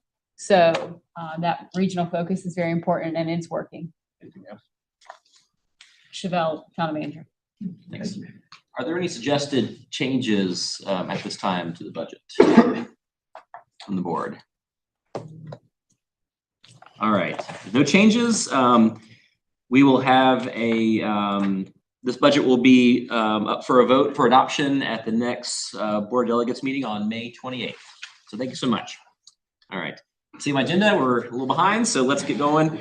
Next we have the CPRC Program and Service Spotlight, and this is related to planning and technical assistance. And Chris Lawson is here, Community Development Senior Planner. Chris? Everybody, thank you.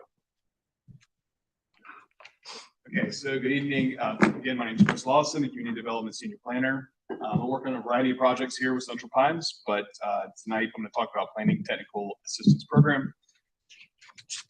So what is Planning Technical Assistance? Basically, it's a very formal way of saying that we at Central Pines can help your planning and zoning staff.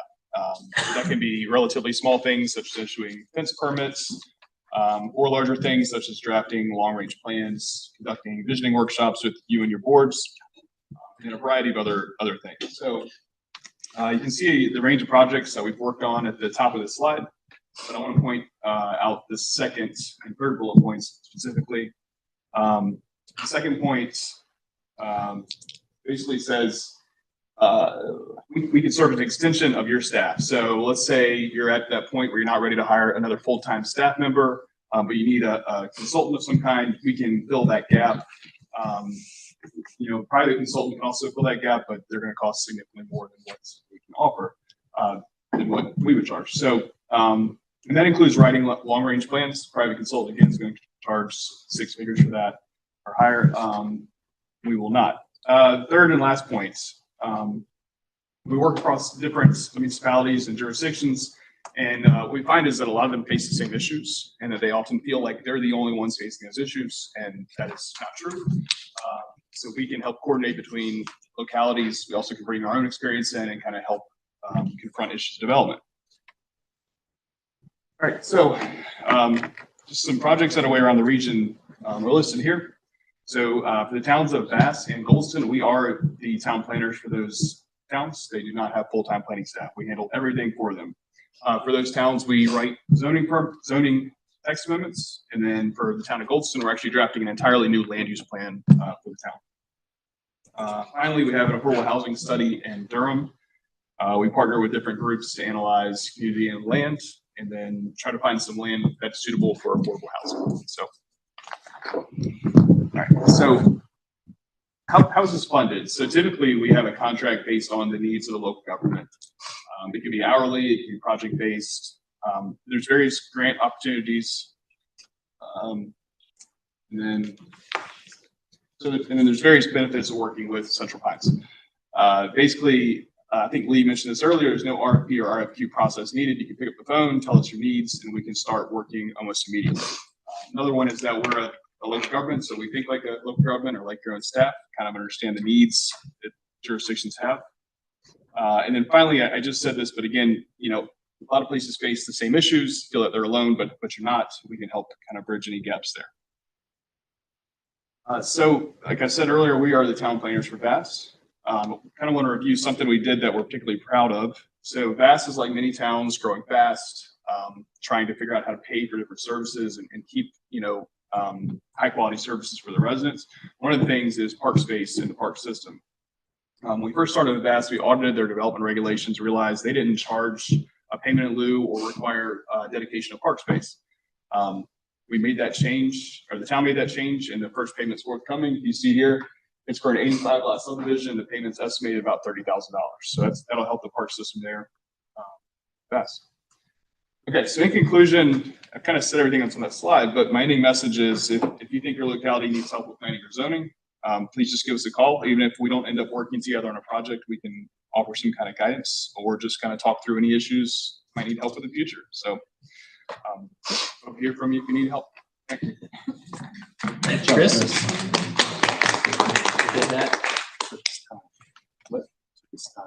Yeah, yeah. It's okay. Let's move on. Next we have in our business section is the federal action plan presented by Kyle Leopard? Leopard. Leopard, okay. For strategic consulting, and Elena Kagan, government services director. Elena, would you present this item? Good evening, everyone, again. I'm happy to present or turn it over to Kyle. Kyle works with Strategics Consulting. I think some of you who have been here for several years have heard from them before. They're our federal lobbyists and advocacy partner. And so Kyle is going to talk a little bit about a federal action plan that you have in your agenda that we're asking for you to adopt tonight, just to give some background on why this is important for us to have and the process that we went through to get to it. So thanks, Kyle. Yeah, thank you, Elena, and thank you, Mr. Chairman and Lee, for having me here tonight. Board of Delegates, it's a pleasure to be here with you. I'll try to keep my remarks brief. I know we are sort of running a little bit late this evening. I'm going to spend more time explaining what this document is than what the content is. This is what we're calling the 2025 Federal Action Plan. It's the result of a multi-month-long process started by us at Strategic Consulting, Central Pines Federal Relations Consultants and Lobbyists, with your local government services team to draft a list of top federal priorities for Central Pines for the 2025 year. So this process started again with Elena and the team at Strategics. Once we had our first draft, Elena took that to Central Pines senior leadership team, who reviewed the draft that's in your packet tonight. And so that's how this document, which is intended to comprehensively but somewhat succinctly summarize both the priorities and issues that are important to Central Pines this year. This is important to focus on legislative efforts, administrative actions, regulations, and overall the message that you want to deliver to your congressional delegation in the Capitol. So with that, I'm going to get into sort of what this document is. Again, it captures all of your federal priorities for this year. It matches pretty closely to those 6 focus areas that Lee put up on the screen. And I think you'll see, if you were glancing through the 2025 Federal Action Plan, a number of those threats and areas of concerns align with issues that we've already been working on for you all on an advocacy front. So I want to talk about how we use this document. First and foremost, we use this document to tell your members of Congress what issues matter most to you. So we really are thoughtful in how we formulate the topics and the priorities that are listed, and those talking points are crafted specifically for your 4 members that are U.S. House of Representative members, as well as our 2 U.S. senators covering the entire state, and specifically in the context of a new presidential administration and a new Congress, which is what we've entered into here early in 2025. So another thing that this document is really important for is we provide this document to all of the Hill staff for your congressional offices. So it's a checklist that they can cross-reference for regional priorities. So if one of you or maybe some of your colleagues bring them a priority and said, hey, Central Pines is on board and signed on to our project, well, they know to check that federal action plan first to see if it actually is a priority issue.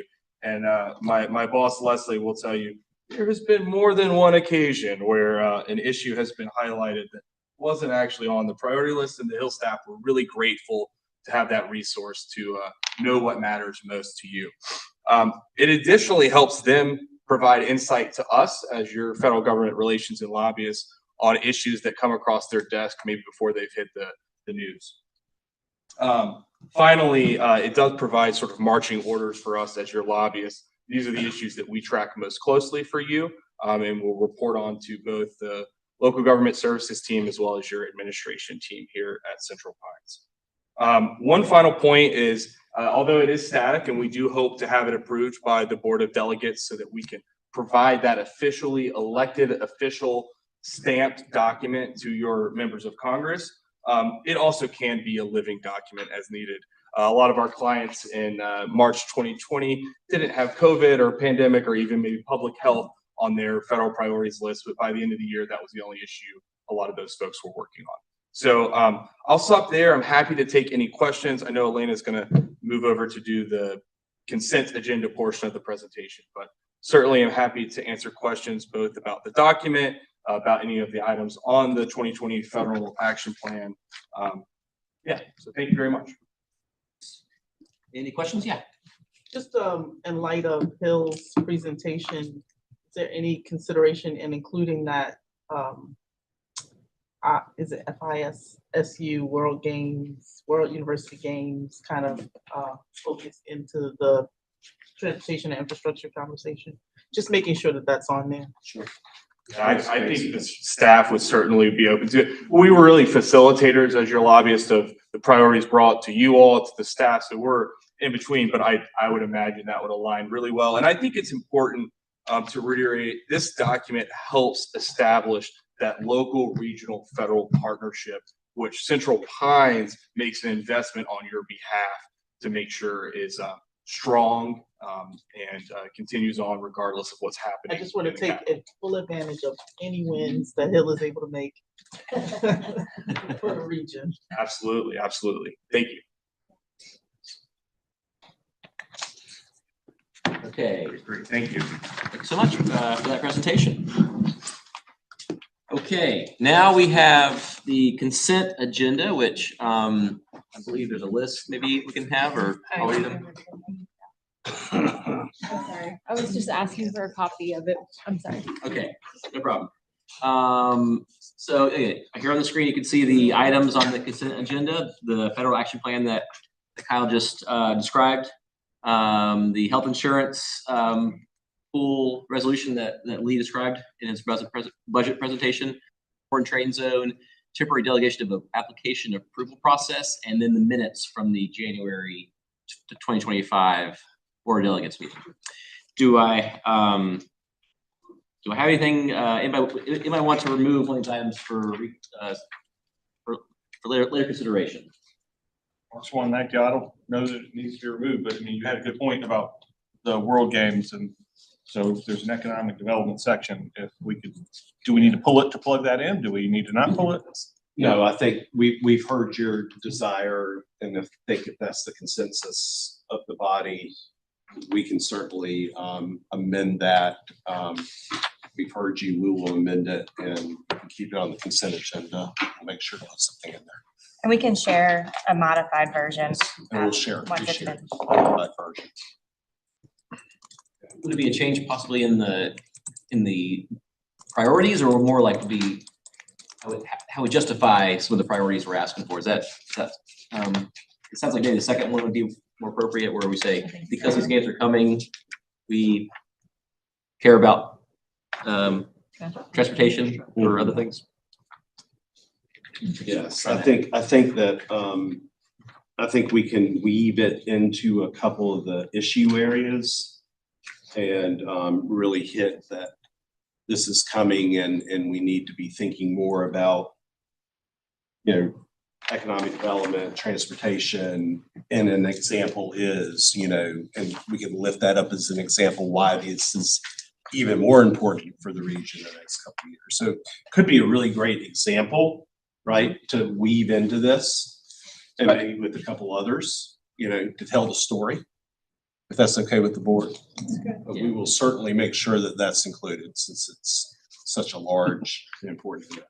I think, Lee, if I may, there's a natural fit both in transportation and a few others, but the regional planning and development section, connecting it to Connected Region, the broader efforts and role that Central Pines plays as a regional planner. We've rope in some regional events and mentioned maybe World University Games by name. We can certainly do that. We'll make sure that happens. Thank you. Any other changes I think you want to discuss further? Okay, do I have a motion to approve the consent agenda? So moved. Okay, we'll call Kathleen in a second. Call the roll on this.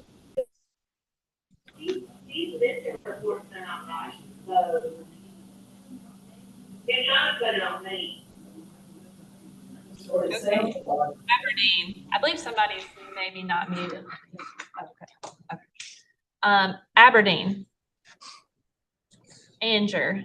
Chevelle Harmon, Anger, I. Apex. Brett Gant, Apex, aye. Archer Lodge. Benson. Broadway. Broadway votes aye.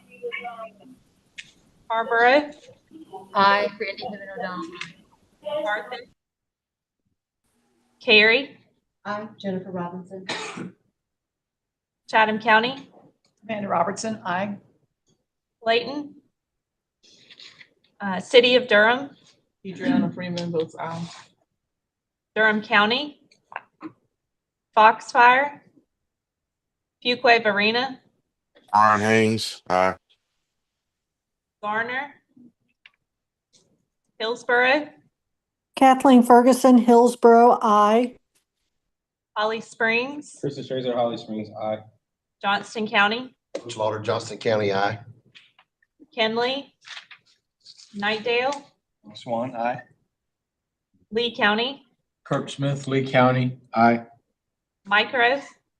Katie Garcia, Micro, I. Moore County. Tom Adams, Moore County, aye. Morrisville. Steve Rao, aye. Orange County. Gene Hamilton, Orange County, I. Pine Level. Pine Bluff. Pinehurst. Pinehurst, Jeff Morgan, aye. Pittsburgh. Princeton. Stacy Johnson, Princeton, aye. Raleigh. Robbins. Rolesville. Sanford. Rebecca Salmon, City of Sanford, I. Selma. Larry McAllister, Selma, aye. Siler City. Smithfield. Andy Moore, Smithfield, aye. Southern Pines. Taylortown. Carolyn Moody, Taylortown, I. Bass. Wake County. Susan Evans, White County, I. Wake Forest. Nick Slowinski, Wake Forest, aye. Wendell. Whispering Pines. Wilson's Mills. Zebulon. All right, thank you so much. Because of the lateness and the busy meeting, I think gonna skip the spotlight. Around the region, but in May we're gonna do it, and it's gonna be a good one. I promise. And maybe skip the chair's report for now. So Lee, you have anything to report for the executive director's part? Thank you for your attention. No report. Okay. That was a great meeting, guys. Taylortown and hearing about the World University Games, I think it's amazing. So anyway, thank you so much. Just one thing, and Chevelle, Andrew, again, I'm talking a lot tonight. I appreciate the opportunity to do the exchange earlier. Brett touched on that. We had, several bigger and smaller communities. Talking about downtown parking, I definitely recommend if there's a future opportunity to do that you participate if you can. It was really nice to have that conversation, and I think the more that we're talking, the more like the planner said, Mr. Lawson, that we aren't so uncommon with each other. So I hope keep doing it. Yes. Can we make it two? The nominating committee for next year's officers will meet next week at a time yet to be determined. And yes, so if you are interested, if you would let Beth know that, we would greatly appreciate it. Thank you. Anything else? Any announcements? All right. So can I get a motion to adjourn? Second. All right.